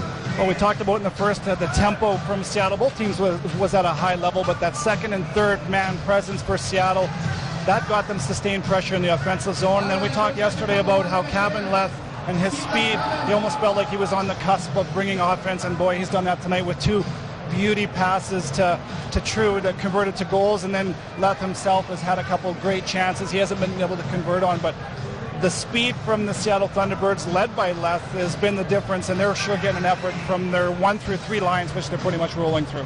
Well, some coaching vacancies in the WHL going into the offseason, but now one has been filled, and it's the Portland Winterhawks returning Mike Johnston, who, as you know, in December let go by the Pittsburgh Penguins, but now he returns to Portland, where he had so much success starting in 2008 with the Winterhawks. What do you think in the reaction for him coming back to the Winterhawks? Well, not overly surprised, and I think a lot of people are very excited. Let go from Pittsburgh earlier this year in December.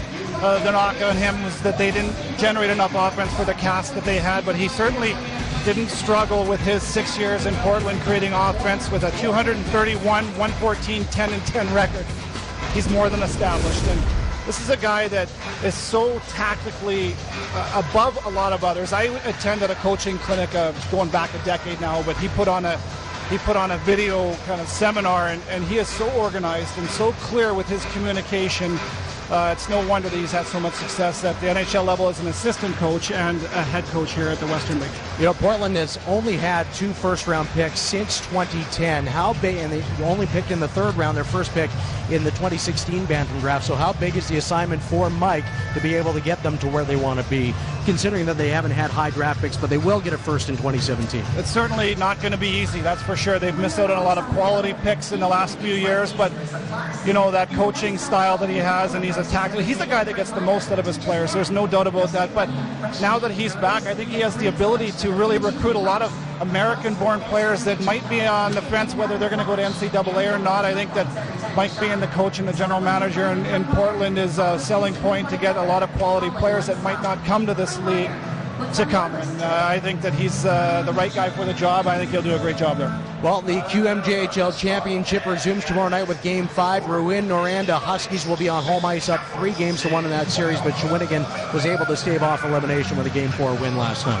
Shawinigan ended second in the league with 44 wins, only behind Rouyn-Noranda, who had 54 wins, and this is a solid team. That's A.J. Greer, a second-round pick from the Colorado Avalanche. He's got 11 goals in the playoffs, and Francis Perron, who's got 30 points, tied for the league lead in the playoffs. And here we'll see Shawinigan. They scratched one out last night to get their first win in the series. There's Girard, a young defenseman, up-and-comer, highly ranked, and Shawinigan's on the board with 1 win in the series. But you look at this Rouyn-Noranda team, and they have 83 goals for, 28 goals against, a team that won their last 14 games in the regular season, and they have got 12 players that have 35 points or more in the regular season, so they're a tough team to beat. We don't have much time or any time to talk about the OHL, but London has won that. But Brandon's Youth, what do you want to talk about with them looking forward? We know they're great now, but how about for the future for the Wheat Kings? Well, usually with teams that have gone to the league final 2 years in a row, you're thinking, oh, they're going to have to restock after this push that they've had in recent years, but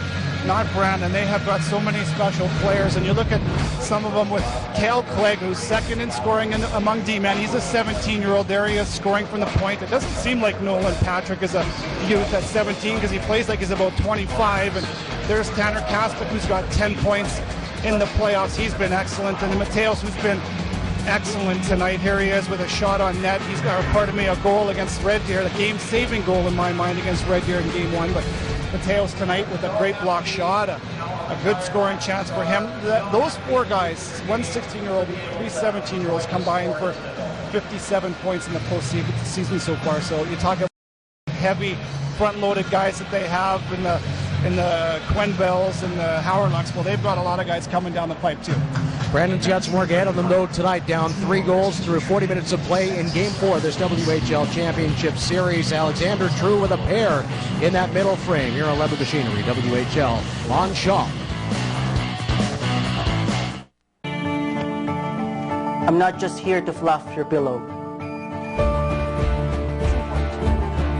I'm not just here to take your temperature.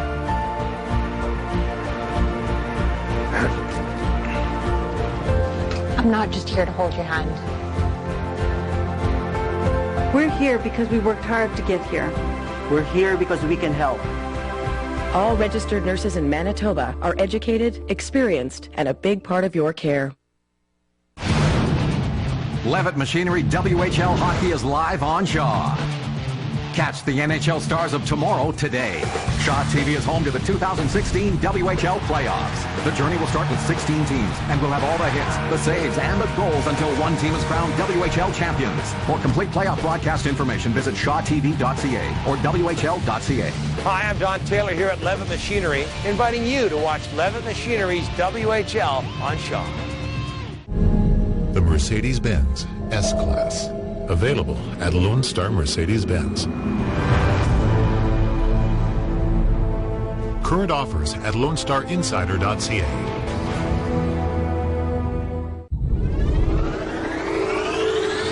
Getting to play against the best competition there is for 16 to 20-year-olds, and what many consider to be the best junior league in the world is why I love playing in the WHL.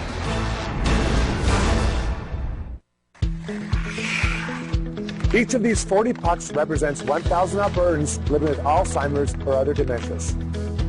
Here's how you and the NHL alumni can help fight this battle. Support the Alzheimer's Face-Off Hockey Tournament, April 30th to May 1st at the Terwilliger Recreation Center. Donate today. The funds raised go to Alzheimer's research. Get in the game. Research gives us hope for tomorrow.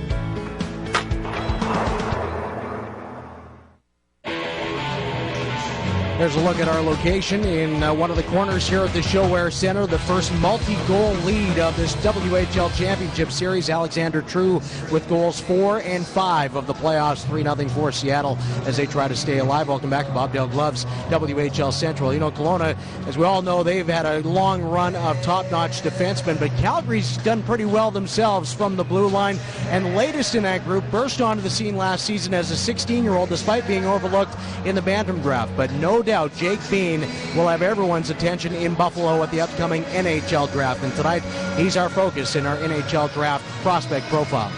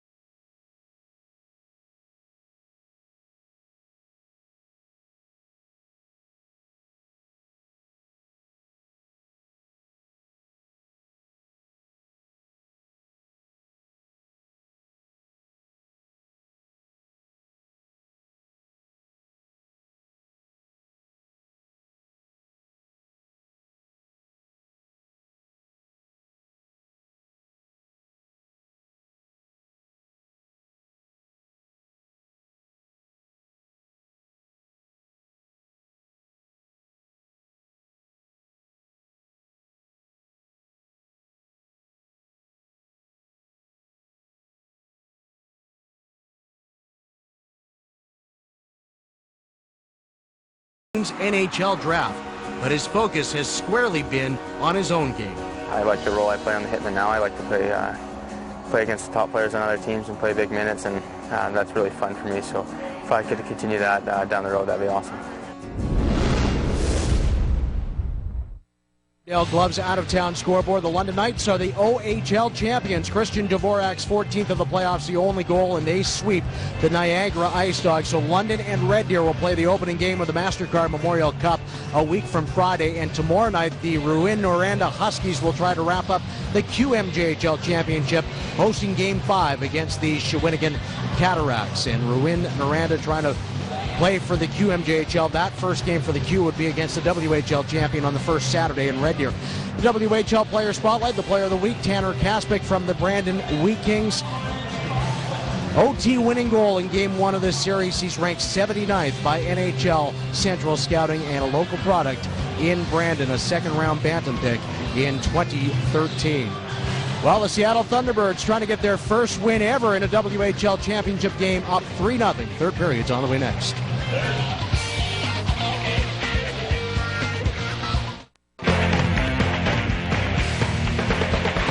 Bob Dale Gloves WHL Central is brought to you by Bob Dale Gloves. Found online at bobdalegloves.com. Tony Roman's, serving its signature ribs for 40 years. With an expanded menu including steaks, chicken, and seafood, Tony Roman's is a family dining destination. Tony Roman's, legendary for ribs, famous for so much more. Welcome to Select Fluid Power, home of our brand new state-of-the-art cylinder repair and hard chrome plating facility. With a fully equipped hydraulic cylinder repair shop, Select Fluid Power is your one-stop cylinder repair shop. Open 7 days a week, serving Western Canada.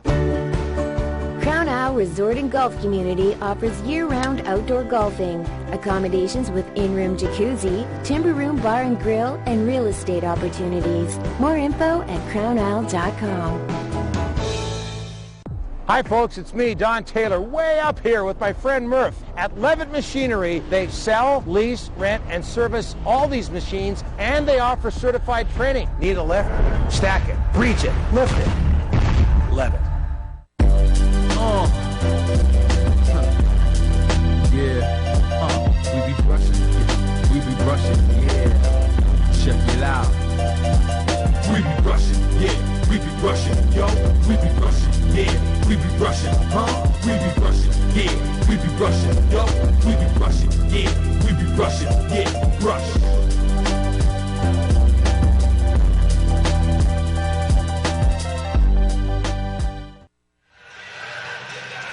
Welcome back. Mr. Wilms, a different script. A 3-goal lead for the team that trails 3-0 in the series. It was 1-0 after one, and Brandon had a couple early chances to tie it. You know, and it looked like the bounces are starting to maybe go Seattle's way. This is a nice job on the right of your screen. A couple 16-year-olds, Tishka shooting, Matthias blocking. Sets up Kaspick on this 2-on-1 up the ice. You know, you get this opportunity like this, you want to hit the net. He misses it by quite a bit. Boy, has Volkan ever played a game in a hustle department. Look at that. He still continues to exemplify, set the pace for the way that's going to go. Now, here's the goal, the 2-0 goal. You got Thompson on the far right pinching. There's a pinch on the far right of your screen. That looks good. There's nothing wrong with that until the puck bounces over Magali's stick. And now you got a situation where it's a 2-on-1. Letts just waits perfectly for True. Look at him set himself up for the shot. That's the 2-0 goal. And again, you get a good look at Lett here with that nice little feed. Now again, in the offensive zone, there's some good work to get that puck back. Over on the wall, bounce to chip. Away they go. They get the good pass here. Now Alexander True is going to go to the front of the net and get inside position. When you're 6'5", that's not...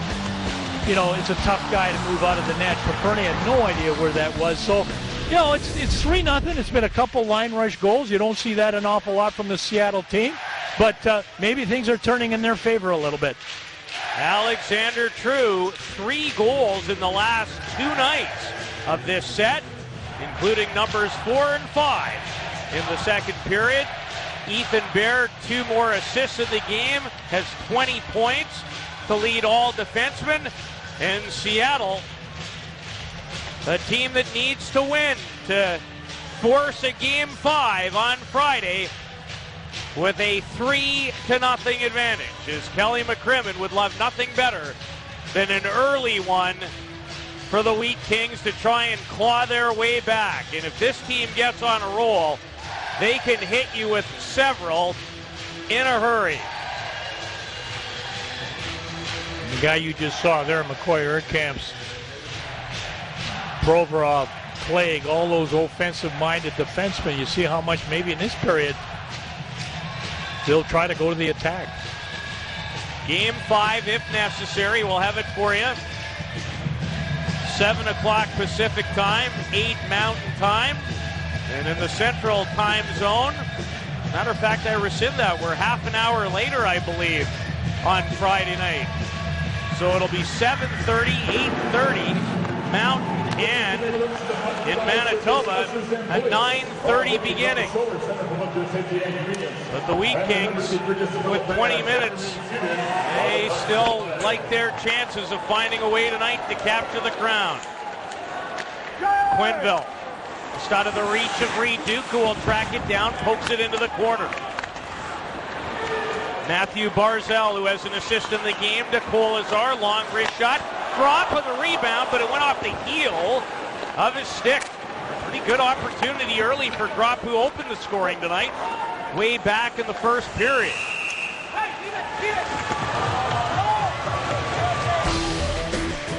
Levitt Machinery is a proud sponsor of WHL on Shaw. Need a lift? Stack it, reach it, lift it, Levitt. Remember last year, Reed Duke only played those 6 playoff games? Boy, they certainly know that they needed him to be healthy. He's been healthy, and he's been a huge factor for Brandon. Huge acquisition.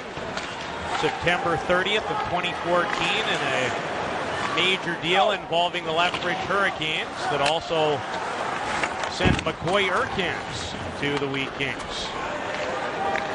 Turner Ottenbright, blocked aside by Paperny.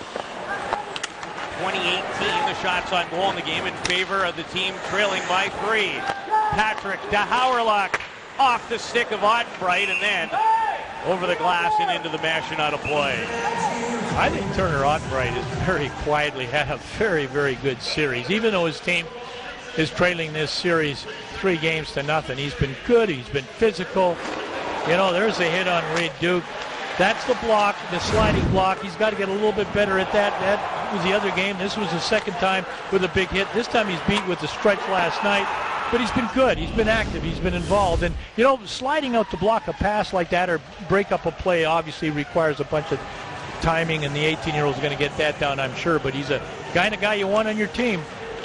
He is no fun to play against. Exactly. That's what you want. You want guys that are just, you don't want to go out on the ice against him if you can help it. I remember watching him as a bantam in Yorkton. My goodness. The development between then and now. Holoko bursts into the zone, cuts to the middle. Paperny stops Nick Holoko.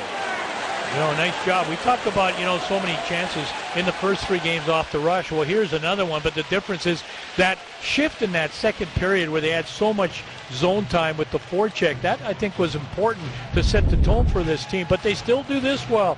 Come up the ice, good stretch pass, get that puck in a shooting position, and get it on Paperny. The line of True, Leff, and Holoko, man alive if they factored in, and nearly added another.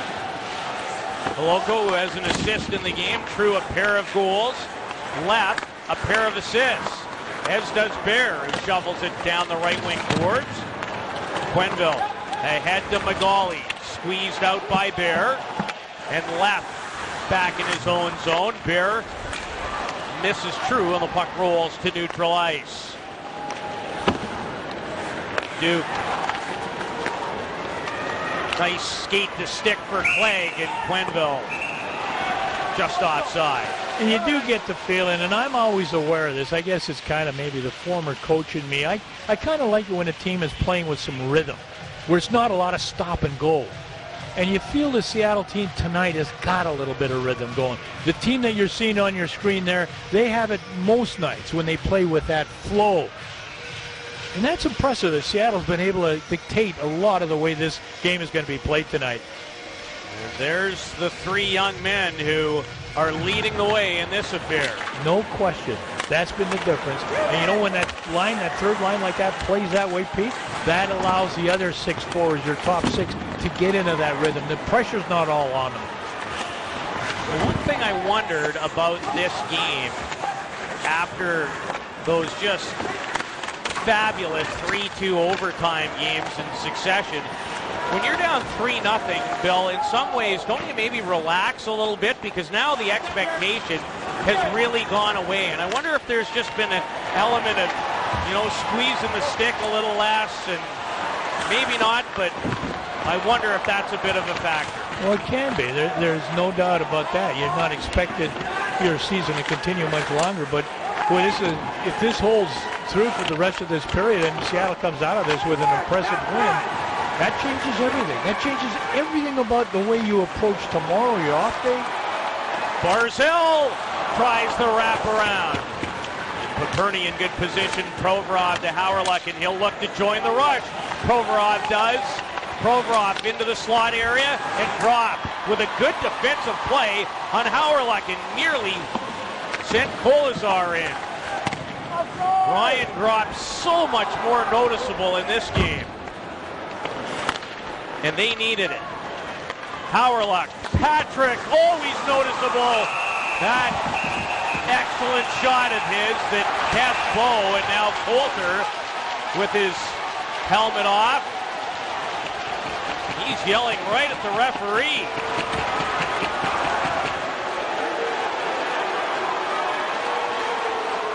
Coulter wanted to get out of there too. You don't want to hang around that at all. But I agree, the rush up the ice on that play, get the puck in the hands of Patrick. Little crisscross, enter the, the zone, fill the lanes, and there's a shot. You get a couple of weak kings going to the net. They're not getting in the face of Bo tonight. They're not getting on top of them the way we saw earlier in this series. They're in the area, but they're throwing some snow to make sure they don't make contact with a goaltender. And Tyler Coulter says, I'm out of here.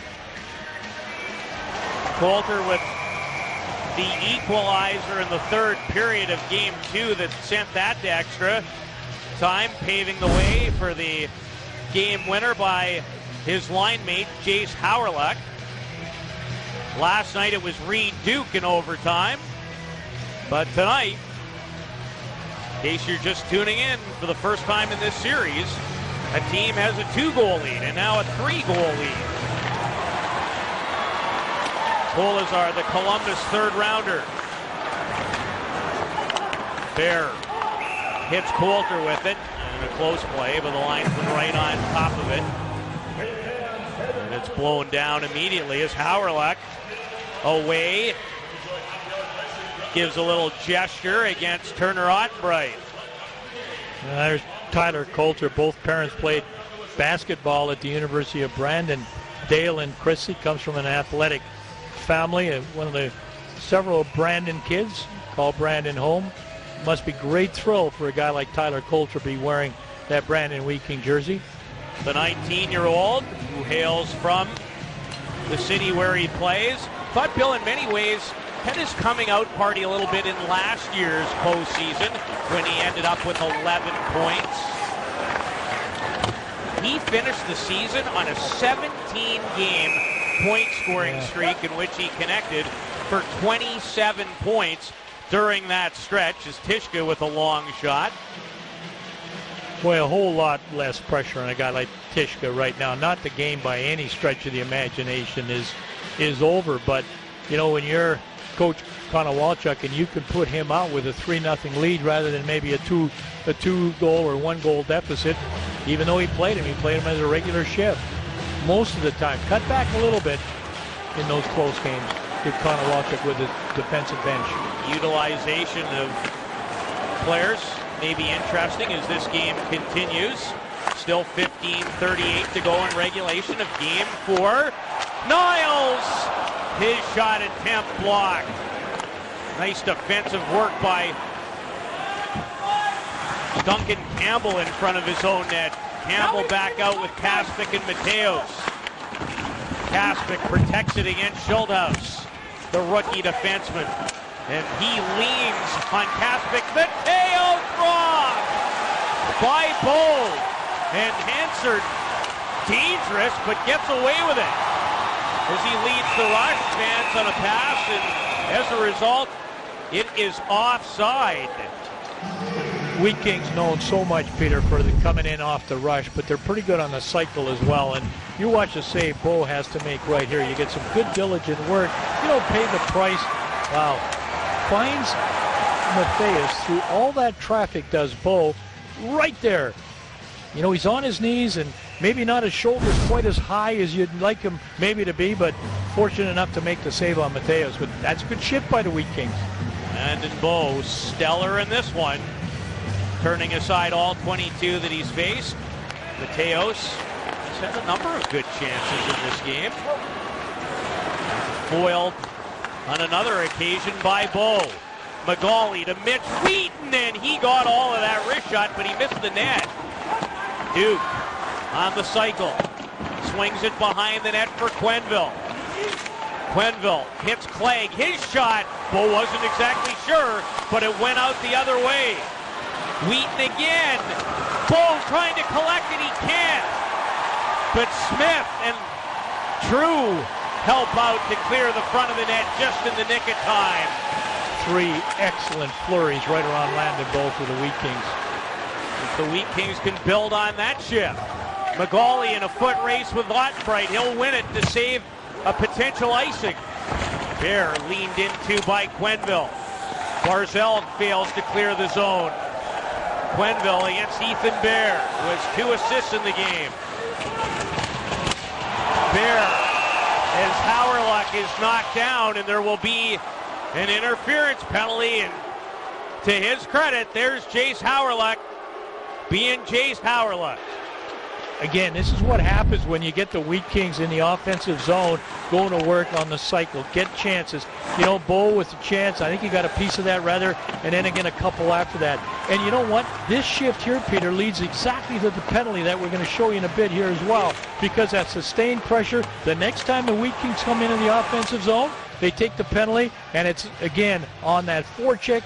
Seattle gets a little nervous. Barzell with the hit. And now the Wheat Kings, a very, very important part of this period. They go in the power play. 3rd power play attempt of the game for the Wheat Kings. They are 1 out of 15 in this championship series. Clean face-off win by Patrick, a block by Left. What hasn't number 9 done in the game? 2 assists, and now he steals.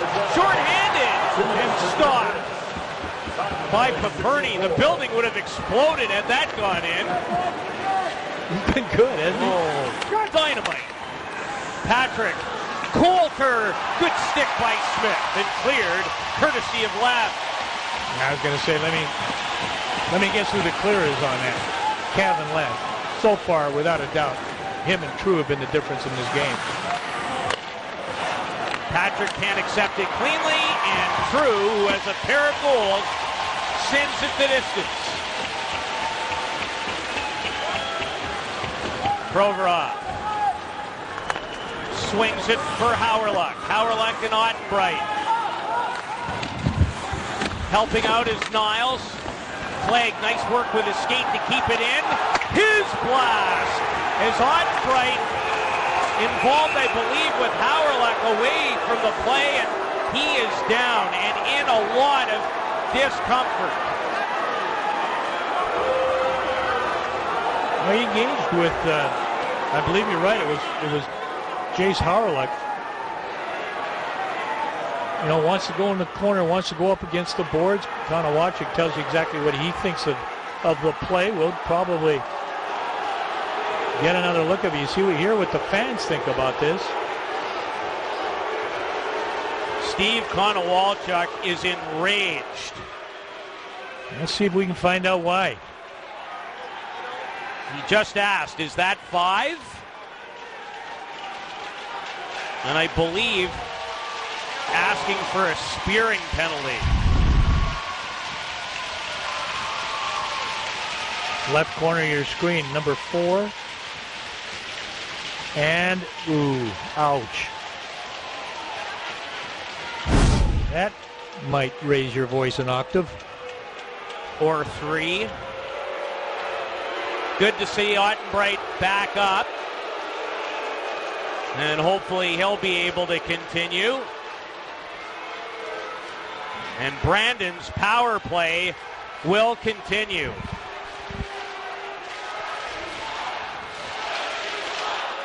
And they're not overly pleased with the no call. I wonder if they'll ever come up with maybe a new little slogan. It's only 3 words. Somebody will at some point. At least that one is... It's well used. It's well used. It's well worn. No swearing. This is a family show. McGauley on the power play. Stopped up. And cleared by the captain, Smith. 25 to go in the Brandon power play. Duke chips and chases. Niles back for the puck in support. This McGauley to Cale Clegg. Fakes it, finds Quenneville. Duke from a sharp angle. Blocked by Smith and dumped down the ice by True. And that will do it for the Brandon man advantage. Under 12 to go in regulation in Game 4. Thunderbirds lead the game 3-0, trail the series by that same count. Brandon needs one more win to capture the Ed Chenoweth Cup in what would be their 3rd ever Western Hockey League title. Their last coming back in 1996. When the Stars were the likes of Wade Redden and Justin Kurtz on defense. Peter Schaefer. Bobby Brown was the playoff MVP. Mike LeClaire. Corey Seren. That was an excellent team. Well, you know, after that good penalty kill there, you get the puck on a Barzal stick, and he's got one thing in mind, and that's get it out of the zone, get it into that neutral zone. Did a real good job, fought up a couple checks. You know, made those tight little circles. What I like about guys like Barzal, they can literally turn on a dime. They've got that real tight radius, and they can play the game also at a little different pace within a shift. And he's been doing that ever since minor hockey, Barzal has. And if you can vary that pace, boy, you can be very effective. 2 appearances for Canada at the World Under-18 Championship, and then recently was on Canada's World Junior team in Finland. First round pick of the New York Islanders. Urkamps spins off Volkin. He's back out with Enser and Niles. No points to show for their effort, but boy, have they been effective. Patrick. And Provoro head up to spot Howerluck, who's become the least liked man in the building. Patrick goes far side. You just think he's got a chance to score every time he's in that position. Now Gropp through the neutral zone. He scores! Ryan Gropp, second of the night, and it's 4-0. Well, I agree with you. Patrick certainly thinks, as we do, he can score every time he attacks the net anywhere near that face-off circle. But when Seattle goes the other way, Ryan Gropp says, you know what? Patrick can score, I can score as well. That's the chance by Patrick at one end. Nice little work in the neutral ice area, back pass. The puck's going to go into Gropp's hands. And he says, you know what? I can do it just as well. There goes the water bottle, doesn't go quite as far off the net as it does when Patrick's let some of those shots go, but it goes upstairs in a very, very commanding 4-0 lead. So far it's Gropp that opened the scoring, and at this point he's got the 4th goal in this game tonight. Gropp with 2, True with 2. Gropp had 6 multi-goal games during the course of the regular season, has his first in the playoffs, and it couldn't have come at a better time. Yeah, you're not terribly concerned or terribly nervous when it's 3-0, but you always feel if the other team can get within one, you got some issue, or within two, you can get a little bit of an issue. But that goal there, top shelf, right underneath the crossbar, I think's put a lot of people in this building a little bit more ease with nearing the halfway point of the third period. And that is an example of why the Rangers drafted him in round 2 of last June's National Hockey League draft.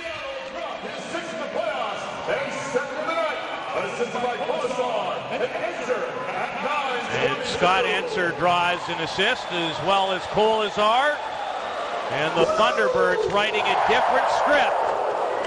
And they're 10-15 away from forcing a Game 5 here at the ShoWare Center on Friday night. And of course, we'll have all the action for you right here on Levitt Machinery's Western Hockey League on Shaw.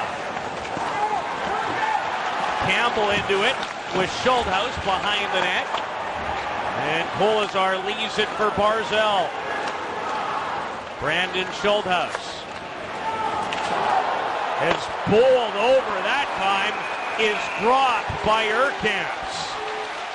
He's going to get a penalty on that too. Drop has a pair, and his team will be on the power play when we return.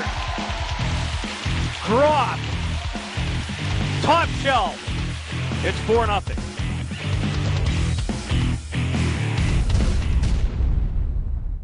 Helijet flies between Vancouver and Victoria, as well as Vancouver and Nanaimo. Day or night, rain or shine. Plus free parking and shuttle service at all terminals. Take off today by calling 1-800-665-4354 or click helijet.com.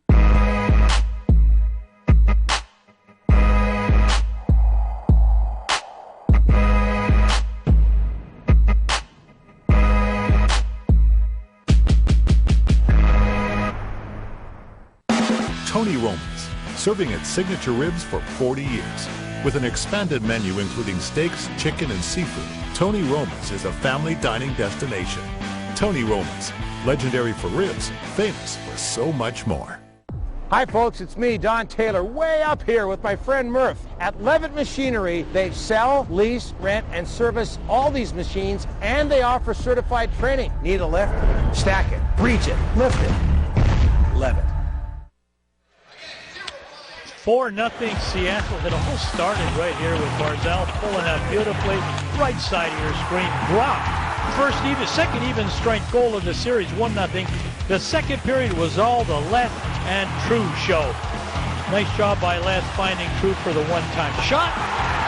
Nice job. Almost carbon copy. Leth finding True in the paint. There.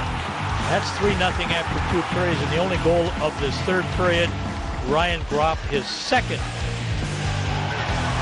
of the game. Good quick shot, good quick release, and right after that, Urkamps, a hit on Gropp, is going to put this Seattle team on the power play.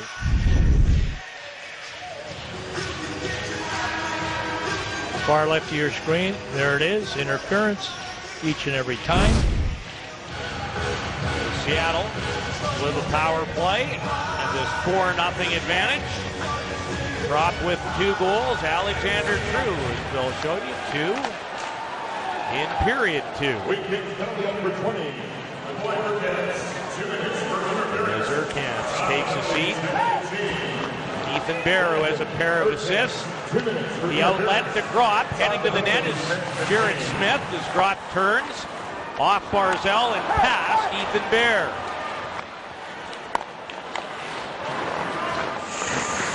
Pete, the Wheat Kings with 6 shorthanded goals might try something in that way. Barzell enters the zone. Nice saucer pass. Bear to Kolazar. Look rink wide to feed Barzell. Is Bear able to get there and keep it alive? So in the first 3 games of the series, the Thunderbirds with 1 5-on-5 goal. Tonight, 3 5-on-5 and 1 4-on-4. Power play hasn't been a factor. And Provoro has all kinds of time. That's a really difficult hop. And Bo makes the save. That could have easily gone in the net. Those are no fun to deal with. Alexander True off his stick, tracks it down in the corner. Shortstop in softball or baseball just makes that play. It's exactly the way he did that. Worked well this afternoon at Safeco for the Mariners. Duke, nice move to the inside. Short-handed and turned aside by Bo. And here comes Answer. Great speed, wonderful save. Niles, he scores! Donovan Niles, third in the series. 5-0.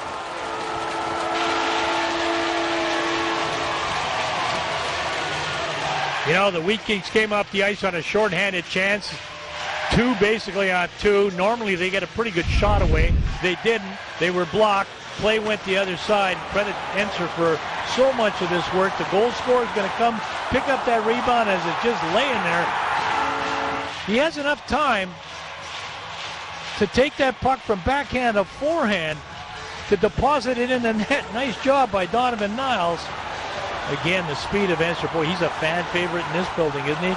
You can hear the roar of the crowd when he started going up the ice with that puck in that situation. And Enser with his second assist of this hockey game.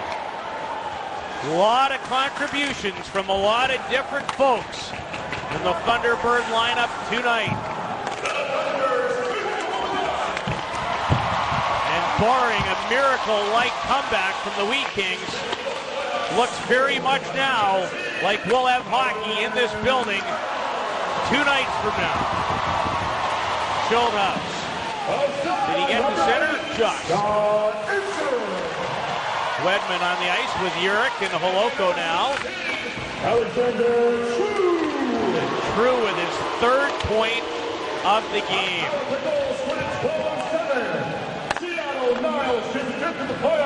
Smith. There's another one-offer, not quite the same as the one Bo had to deal with, but Paperny made it look easy too. You know, Pete, when you take a look at Logan Thompson, the 18-year-old from Calgary, his record in the season was crazy good, 17-1-0-0 with a 8.98 save percentage. And then the time we saw him on Shaw here, the one game he played was against Red Deer in Red Deer, and he had a pretty good night coming in relief with a .920 save percentage. That guy can flat out play some pretty good goals. Played his bantam hockey in Airdrie for the Airdrie Extreme. Wonderful player in the league from Airdrie named Ty Ratty. What a career he had. Surprised with the Portland Winterhawks. Mike Johnson moved back here, Pete? No, absolutely not. Absolutely not. There's Mike Johnson, named the Winterhawks head coach and GM, as he'll have a second tour of duty. I think the reason Smith is picking up his helmet is a collision that he just had with Kaspick.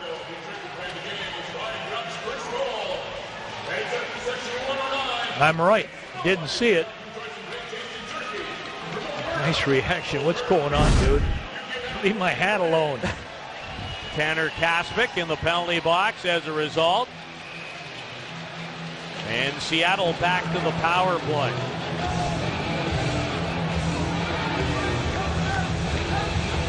In this 3rd period, Drop with his 2nd of the night, 6th of the playoffs, and then Donovan Niles a short time ago at 12:07. His 3rd in the series and 5th of the postseason. Pulazar from the slot. Blocked in front and out of play. Stu, are you hearing anything, Stu, between Harlech and Barzal? I sure am, yeah. They've been talking all period long, and Harlech mentioning to Barzal, I'm going to find you, I'm going to get you this period as well, and Barzal mentioning, hey, my stick might be up, so be aware of that. And Kelly Mccrimmon not too pleased that Barzal, after the stick broke on the face-off, kind of carried it about an extra 20 feet before dropping it.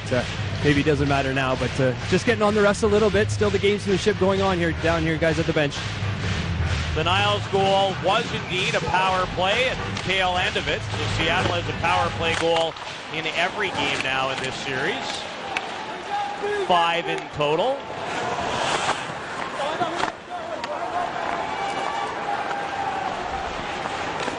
Ethan Bear. Wonder if he'll be in the mix to play for his country at the next World Junior. He's already played at a World Under 18 and at the Ivan Holenka Memorial Tournament. Another penalty upcoming to the Wheat Kings. Or is this going to go against the Thunderbirds?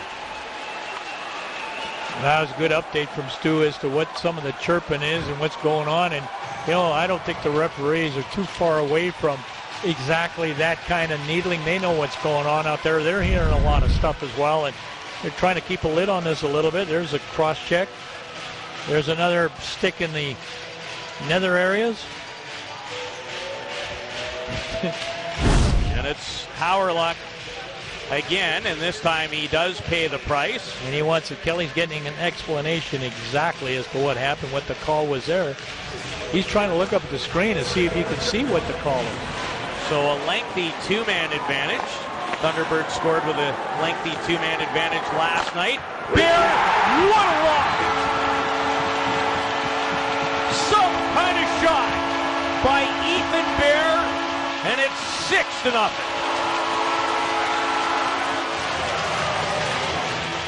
I think the puck starts off in the hands of Barzal, if I'm not mistaken. He just kind of sets it up, cues it up for Ethan Bear.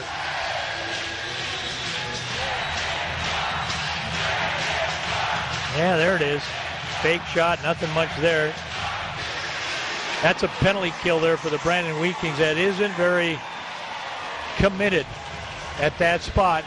Tough to be committed in that situation when at that time the score is 5-0. Absolutely no chance for Paperny as Bear has his 8th of the playoffs. That's his 3rd point of the game. Had a sensational night. And up to 21 points.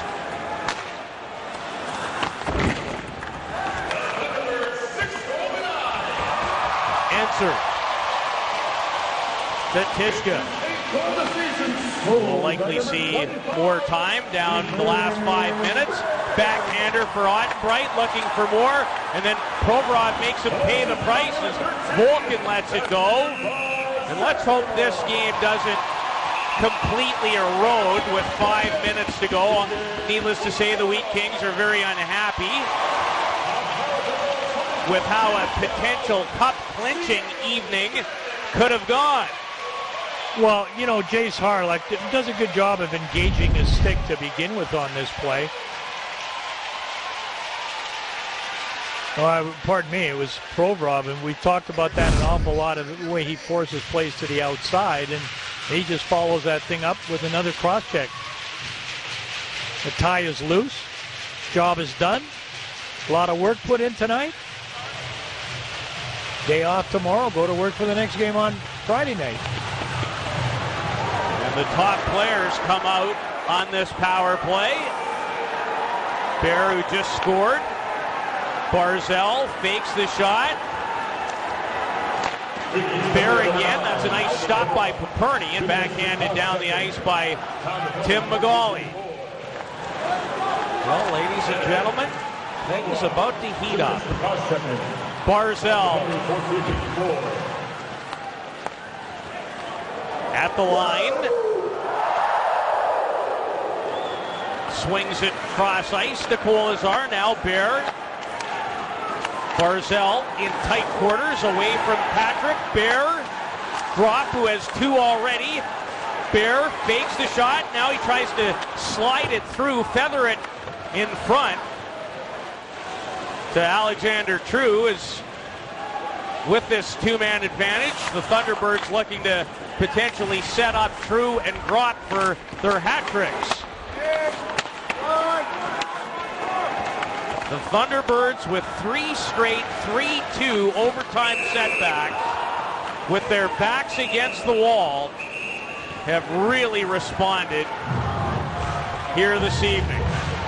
Yeah, no question. And you know, you look at Brandon's role to this point. A 7-1 loss in the series against Moose Jaw in Moose Jaw. We did the 6-2 loss in Red Deer. game. Both of those were game 3s of that series. Kelly's team changed the routine yesterday to make sure it didn't happen again. It did. And here they are in game 4 of the series, losing in Seattle 6-0. So in those 3 losses, they've been outscored 19-3, Bill. Yet they've bounced back right after with quality performances, which is why they're 1 win away from winning the Western Hockey League Championship. They'll be buzzing in here on Friday. They're still buzzing around the net looking for more now. There's 24 seconds to go on the power play. Smith. And Paperny blockers it down. And another penalty. This one is going to the home side as Reed Duke loses his stick in the process, and Jared Tishka on his way to the sin bin with 3:19 remaining in the game. Yeah, this is quite away from the wall. You know, the boards in the corner, I think, is almost in, well, I won't say open ice, but Tishka, there's I mean, it's a shot after that, right there, the trip. A couple guys go down. Tishka, you're going to make a trip on the Brandon guy. Another guy goes down with you, your own teammate. Yeah, we got to get through this, Peter. 3:16 left. 6-0 game. 1-0 after 1 period of play, and then a pair of Alexander True goals in period number 2. Remember, coming into this game number 4, neither team had enjoyed a 2-goal advantage at any point in time. They blew it open tonight. Not only 2, but a 6, obviously, goal advantage. Landon Bowe's got to be the happiest guy on that Seattle team. He's faced 4 overtime games in a row. Urkamps to Patrick is now Brandon's on the power play. Coulter in front. A stick on it, but not on target. Coulter against Niles, who has a 3rd period power play goal. Urkamps with Provorov in the backhand on this power play. Here's Ivan Provorov. Down low, Howerluck, good stick by the goalie, Urkamps. Patrick, backhander, Howerluck, off Smith.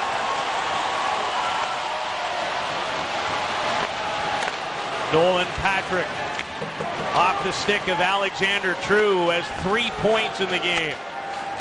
Coulter in front, Howerluck, he scores! As Jace Howerluck snaps the shutout bid of Landon Bowe. Yeah, you know, I mean, again, to me, Harlock might be the best attack player on this Brandon Wheat King team. I don't think he cares what the score is. He's going to do what he does best. And you'll see Coulter in front of the net. Stops the play. The puck ends up on a stick. I like what Coulter does there. Watch him. He's just going to touch it, give it to Harlock, and Harlock drills it past Bowe. And, you know, Bowe and Bodell, 8 shutouts between them on the season, best in the Western Hockey League. Maybe I'm the only one thinking that might have been in play tonight, but Harlock, no reaction on that. He's been there, he's done that, gets his team on the board. Has his 4th of the postseason. He scored 47 during the regular season and 100+ points. 33 points in February. As Mateos and Duncan Campbell all over Landon Bowe. And you're right, Bill. At this point, let's get to the buzzer and start thinking about game number 5. Yeah, Campbell wants a piece of somebody there. You don't want to see anybody get hurt here. It was a good drive to the net.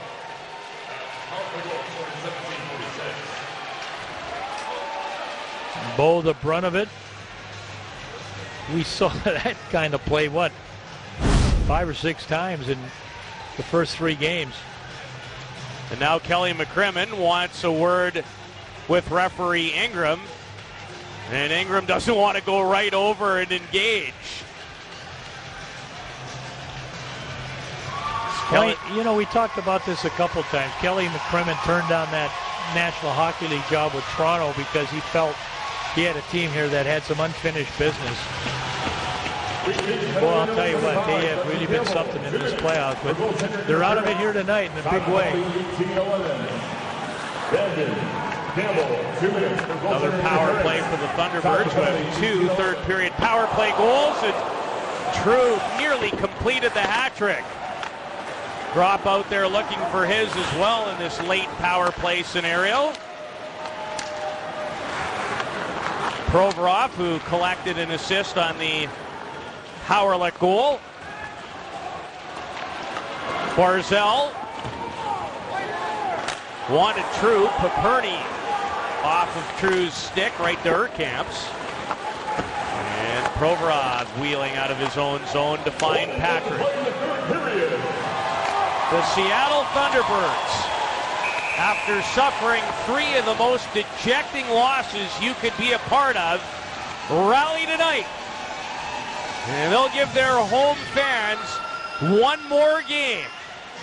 Boy, you can just see the guys on the bench there as you see when the next game is on Friday night, Peter. You could just see the life on that Seattle bench, couldn't you? 7:30 Pacific, 9:30 Central, 8:30 Mountain Time. Game 5 of the Western Hockey League Championship Series right back here in this 2-3-2 format. And excited about that contest already. Pete, I think there's a couple more guys going to the penalty box. Ottenbright heading right to the dressing room with 53.9 seconds left. I thought I saw Mitch Wheaton on his way to the room as well. Well, there you go. Just 53.9 remaining. And Kelly Mccrimmon knows this just hasn't been his group's night. Wrist shot, a good one. Another try by Wedman, and Paperny stays with him. Hoff kicked away by Paperny. Certainly can't fault him for any of the 6 that he's yielded tonight. Patrick drops it off, but fails to make the connection with Coulter. And here's Josh Urich. Quick on the brakes. Wonderful back pass in front. And there's Provorov playing right till the very end as he knocks down Matt Wedman. The Thunderbirds in a must-win. Needed to find the win column to force Game 5. And the organization has its first ever championship series game victory. And we'll see you Friday right back here. Well, you know, it was impressive. I think this is what this crowd has come used to seeing. This is what Coach Connor Walchuk's come used to seeing. I thought this team controlled the pace the way this game was going to be played tonight. I thought Seattle managed the puck well. And Peter, they've owned the ShoWare Center all season. 29 wins, 5 losses. There was nobody who would come in here and have much success. And to me, not only is the win important for Seattle tonight, going into Friday night's game, it's the way they won. The complete domination. That makes it a little bit different. That's going to give that team a little bit different look. I know Brandon's going to come out hard, but boy, the team in white that won tonight has a lot going for it going into game 5 on Friday night. And a lot of different players contributing in very different ways, too. You're absolutely right. 6-1 the final. The Thunderbirds are alive, and we'll analyze on our post-game show coming your way next.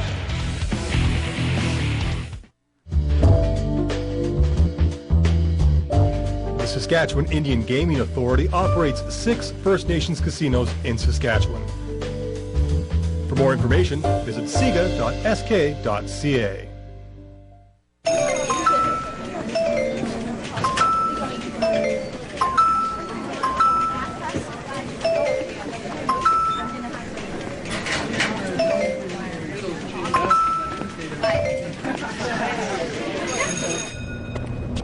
Hey, Tyler, what's up?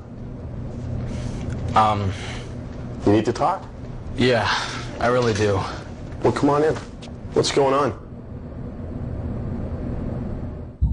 I think WHL is the best way to achieve your goal, and that's playing the NHL, and it is the top league in the world, and you get to play against the best players for your age group and really develop into a man and a player quicker than most kids do. For me, I chose WHL, which was the best decision I could have made. Distance gained.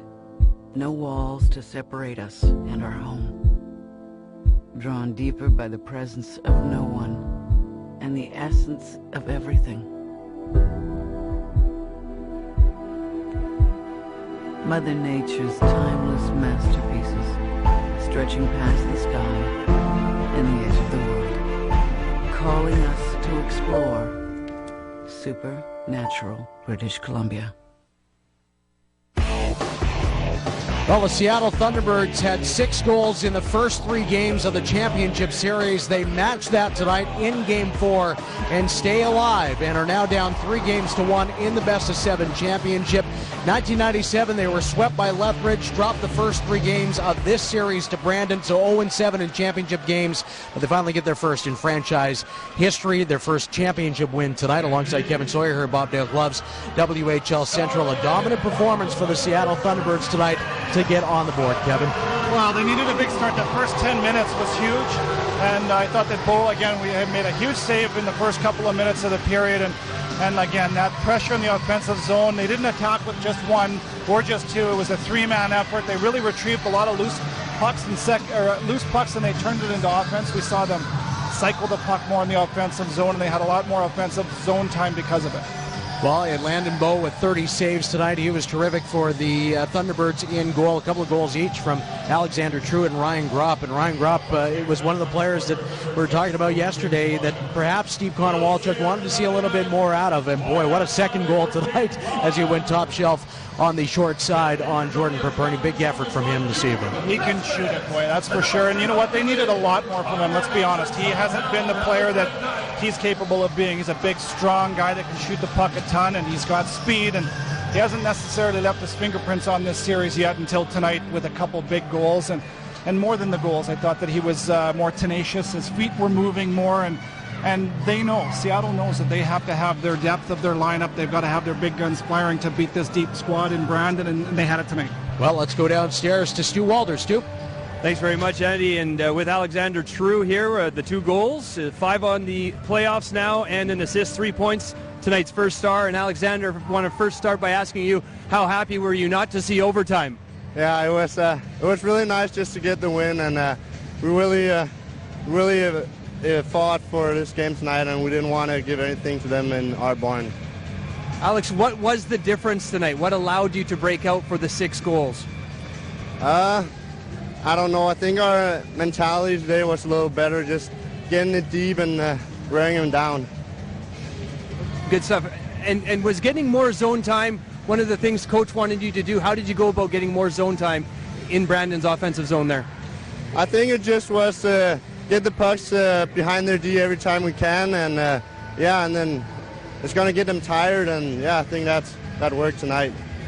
How pleased are you as a player, second season in the league, that Coach Konowalchuk uses you in all situations, also on the penalty kill? What does that mean to you? That shoots that he has, that he believes in me, and it's really nice to go out there and help the team as much as I can, and it feels really good when you win.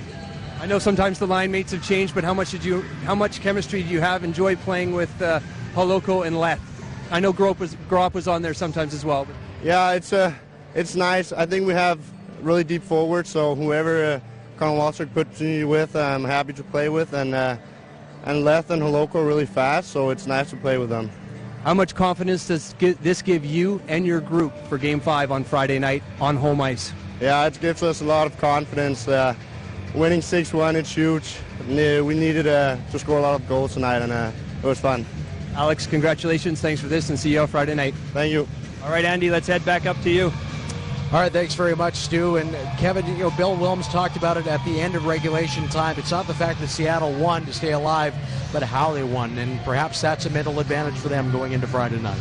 Well, they certainly had needed to feel good about themselves after those first 3 overtime losses. And like we've talked about before, it could have easily been 3-0 in Seattle's favor. So we saw them last night in the press conference, how dejected they were, and they did a great job rebounding, coming up back, and like you said, not just getting the win, but with authority. And now they'll build off of this with confidence, and now they've got a belief system in themselves that this is a team that can be beat, and maybe a reminder about how good Seattle really is. They ended their home record this year, 29-5-2 in this building, and they gave up the second fewest amount of goals against in the league with 168. So it's a heck of a hockey team offensively and defensively, and they showed it tonight. Landon Bowe was just a couple of minutes away from his third shutout of the playoffs until Jace Howryluk got one on the power play for Brandon to get them on the board. But what about his performance and a 30-save effort tonight for the win? Well, the shots 31 apiece for both teams, and without him, and that's been like that since he arrived here in Seattle, this wouldn't be the team that they are. He's an excellent,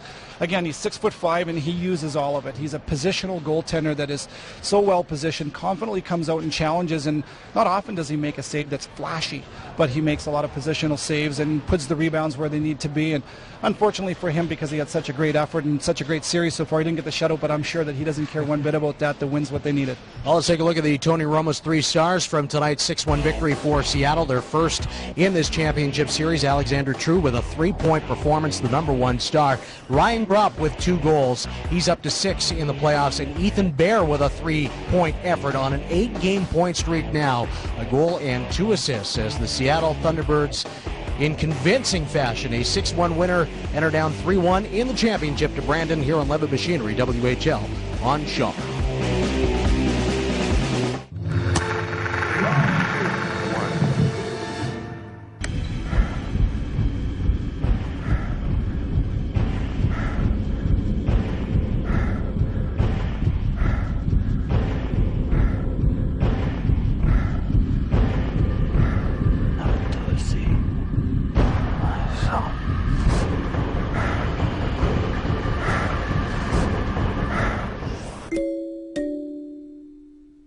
Hi, we're the owners of Arbutus RV. And we support local community television.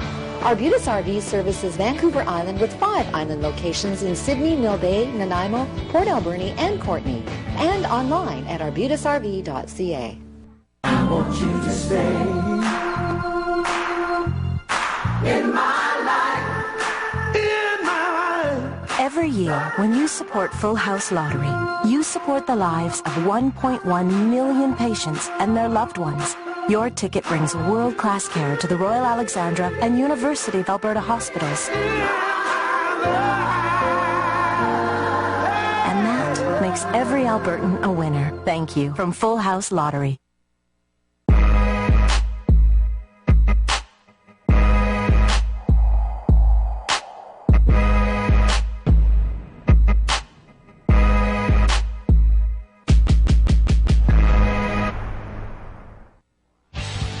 Well, Ethan Bear already had 2 assists on the night, and then that blast on the power play was the 6th goal for the Seattle Thunderbirds this evening, en route to a 6-1 decision and their first win here against Brandon in the championship. The Wheat Kings, though, still lead the series 3-1 and will try for their 3rd championship for the 2nd time on Friday night. That game, by the way, starts at 7:30 Pacific time, late night for those of you watching on Central Time at 9:30, but the Wheat Kings will try to sew it up. Second try on Friday night in Game 5. Andy Neal alongside Kevin Sawyer. And Ethan Bear was so big tonight for Seattle, an 8-game point streak. I believe 12 points over that span for him.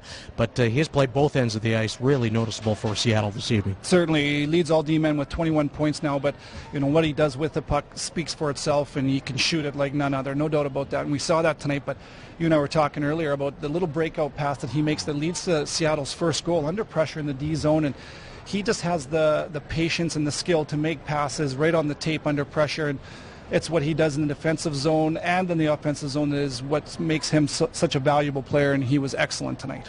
Seattle's power play also coming through for them, and how big is that for them that they've been able to get some power play goals and some special teams rewards throughout this series? Huge. Obviously, discipline might be a thing that Brandon is going to address, but the power play for Seattle we saw last night with the 2 power play goals, 5-on-3, 5-on-4.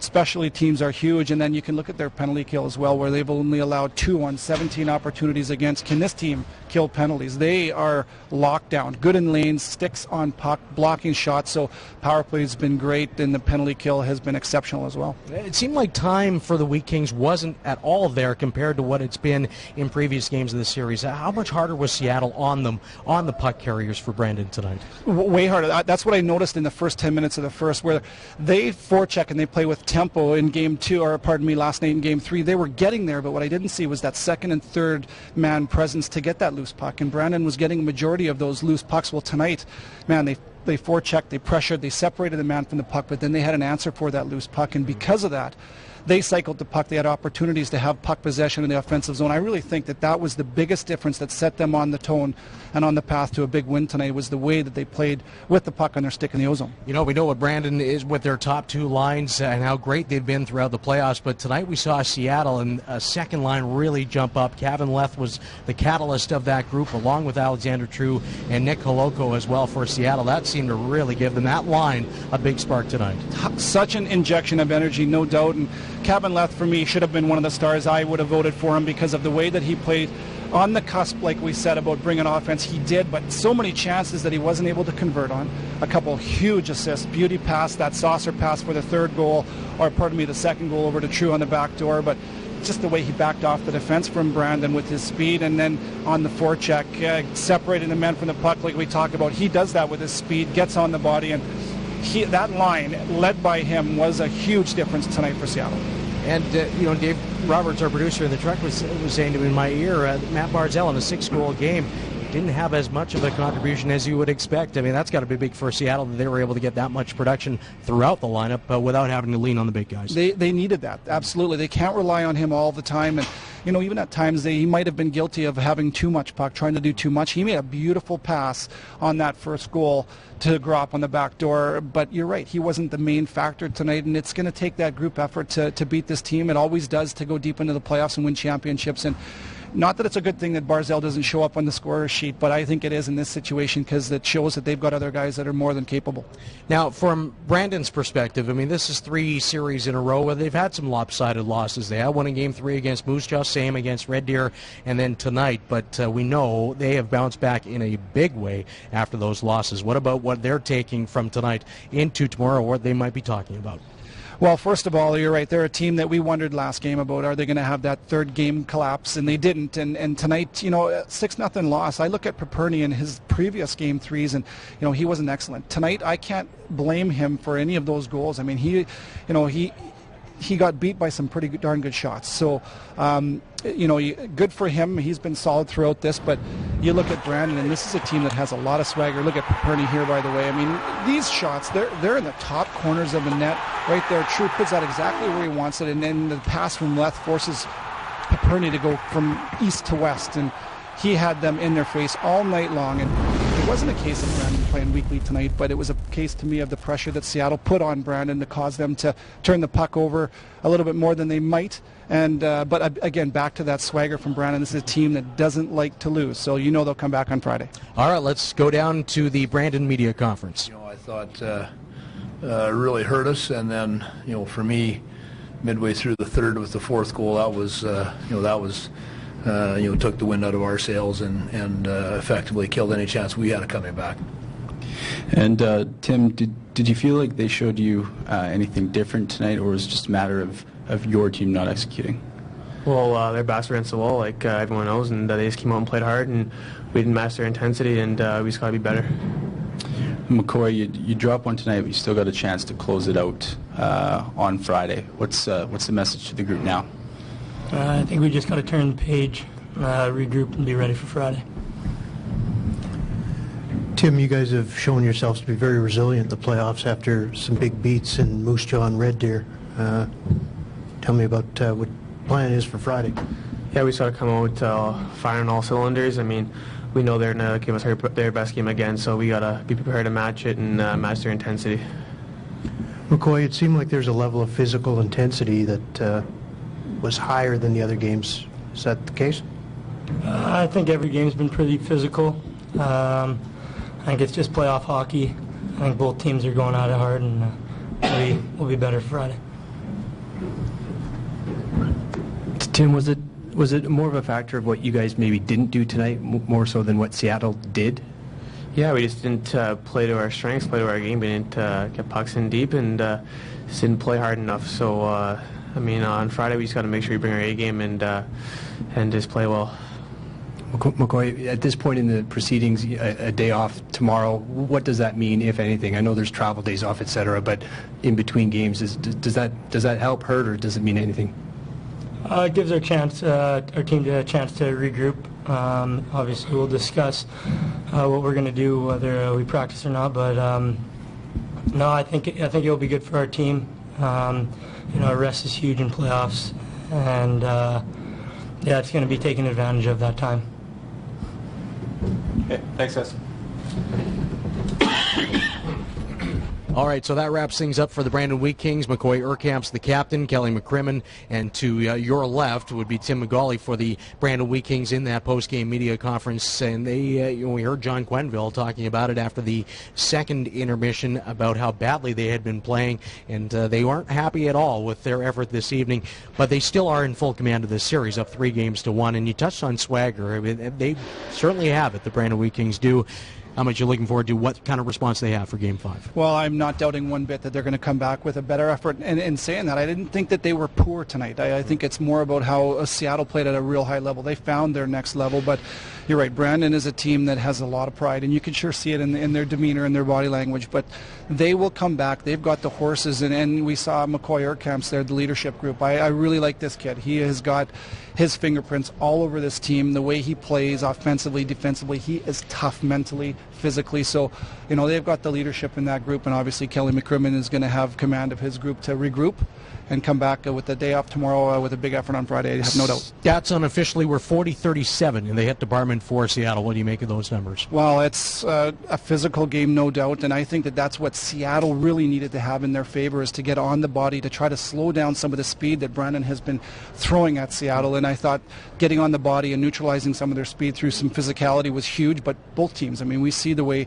Brandon plays. They get on the forecheck, and they really want to punish the D for Seattle. They know they have to get to them, but good for Seattle to get on the body. All 3 lines, 4 lines. That 4th line for Seattle doesn't play as much, but I thought it was an effort from everybody to be physical, and I think, again, that was another key for them.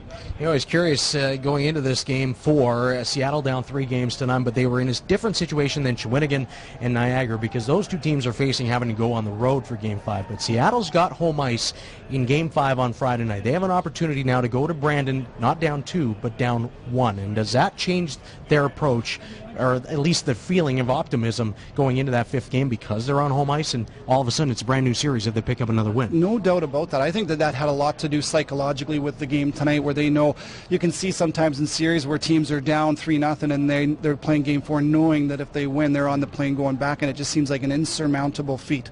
But here they had the chance to play Game 4 here, and knowing that Game 5 is here in their own building, I thought that was a calming effect on this team. I think that really bodes well for them, and yeah, you're right. Game 5 is huge. They win that one. They know they're going back to Brandon and giving themselves a chance. Anybody else stand out for you from Seattle's perspective that was really a big hit? Donovan Niles scored again. That's 3 games now out of 4 that he's found the back of the net, and Scott Einzer with an assist. Yeah, well, Einzer for sure always stands out for me, and Niles, no doubt about it. I was going to mention him, and even Holoka.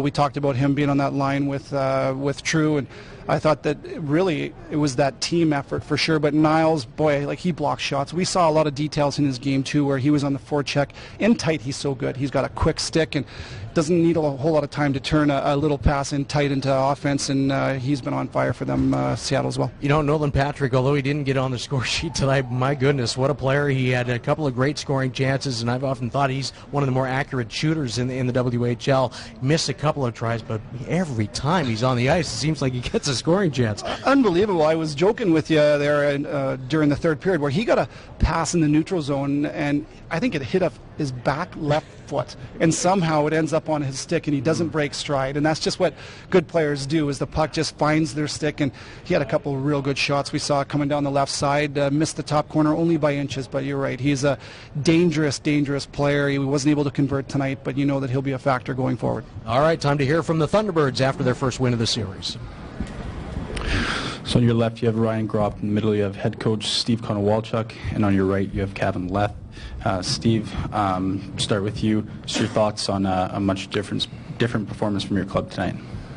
Yeah, I think we did a little bit better job of capitalizing, on some of our chances early. The third goal was a big goal, I think, for us to be able to relax a little bit. But I'm proud of the way the guys came out, and I expect them to come out and make sure they keep playing. That's the way they've been all year, and they came out and put a good effort in. And you know what? It's one win, and you got to start there. Ryan, was there anything that you guys did differently tonight, or is it just a matter of that urgency of having your backs against the wall? Yeah, no, we didn't do too much different. We, we really stuck to our game plan that we've been preaching for the last couple games here, and really wanted to take it shift by shift tonight, and just worry about what we can control, and I thought we really did that well tonight. And Kevin, is it somewhat gratifying to be rewarded for some of the hard work that you guys have been putting in this series? It's always gratifying to get chances to start to pay off, but it's just one game, so we got to kind of regroup and get back to it. Steve, you've been looking for more zone time in Brandon's offensive zone there. What allowed you guys to grind it out a little bit better tonight? Oh, some decisions. I thought we had a little bit more speed coming through the neutral zone, and we were a little more predictable with the puck coming through the neutral zone, and then you can get onto the forecheck, and from there I thought, we're not throwing pucks blindly in front of their net or top of the circle, kind of that crucial area not to turn the puck over. I thought we were a little better in that area. And just how about the difference makers stepping up, which you've been asking for? Yeah, again, our big guys were good. They're difference makers. But I thought, really to kick off our game though was Letty here next to me, and True, real big game, both ends of the ice, and to be able to get contributions from those guys takes the pressure off some other guys, and we're going to need everybody to chip in.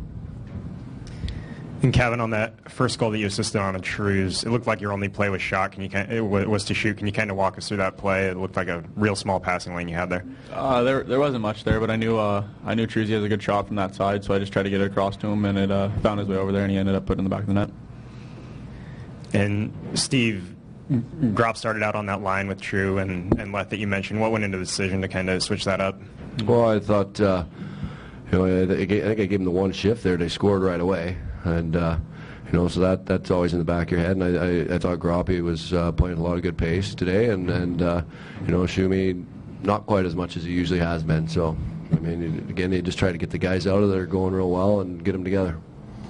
And Steve, obviously getting a lead is always important, but with considering the circumstances here, being down 3-0, how important was that first goal? I think it's big. You have a little bit of a frustrated team, and everybody's believing and saying the right things, but you don't want to keep getting kicked down too much, but you get that first goal, and then the second goal, I think our guys relaxed a little bit and played with a little bit more fun and a little bit more passion. And Kevin, your line's been playing really well. You're creating a lot of chances. You've been a little snake bit, with the crossbar and the breakaway in game one. How hard is it to keep from getting frustrated and just keep playing? It's tough. I know, not a lot of bounces are going our lines this way, but today we just stuck with it. Like Steve said, we're good in both ends of the ice, and it finally paid off now. And Ryan, with this win, after the way the series had gone, is there a sense of relief that you guys can kind of just get back to playing now? Yeah, no, for sure. I think obviously to get a big win here, it's really good for the locker room. It really helps the confidence, things like that. But take a couple hours after the game here to think about it, and then we're on to the next game. So it's a work mentality here. Talk about team confidence, Ryan, but what about even just for yourself, for a goal scorer, to get a couple goals, and especially in that fashion, like snipe fashion? What does it do for yourself? For sure, it definitely helps the confidence. Like I said, it really helps you with your mind, I guess, and maybe you weren't bearing down on chances earlier in the series, and it's nice to get a couple and get the ball rolling. Thanks, guys. Thanks. So you just heard from Ryan Gropp, head coach Steve Konowalchuk, and Kevin Leth, who had a big game tonight for the Seattle Thunderbirds in their 6-1 win. And it was interesting, Kevin, to hear Steve say that after the second goal that it felt like his team relaxed. And that was a point I wanted to bring up, because given how the last three games have gone for them, leading in the third period with 1-goal leads and Brandon able to come back and then eventually win in overtime, it looked like to me there was a little bit more belief in what they were doing when they got that second goal, when they got that third goal, and really had some optimism that okay, now we can get going? Well, absolutely. And you look at last night, so they're up by 1 goal, and they hit the crossbar. A minute later, it could have been 3-1, and it's 2-2. And so, again, tonight, I agree with you. They get that 2-goal lead that they haven't had in this series so far, and now they're thinking to themselves, well, maybe this is our night. We're not going to suffer the same fate, and you're right, it relaxed them just a little bit, and they played a little bit more loose. This was a tense team. There's no doubt about it. With the bad luck against them, being down 3-0, they needed to feel good early. They got the big save from Bo, and then the first goal was huge, but that second one really was the one that dropped their shoulders. 1 down, 3 more to go for Seattle if they want to claim this WHL championship. They had this done to them by Kelowna in the first round of 2013. What kind of belief is there that Seattle can actually pull this off?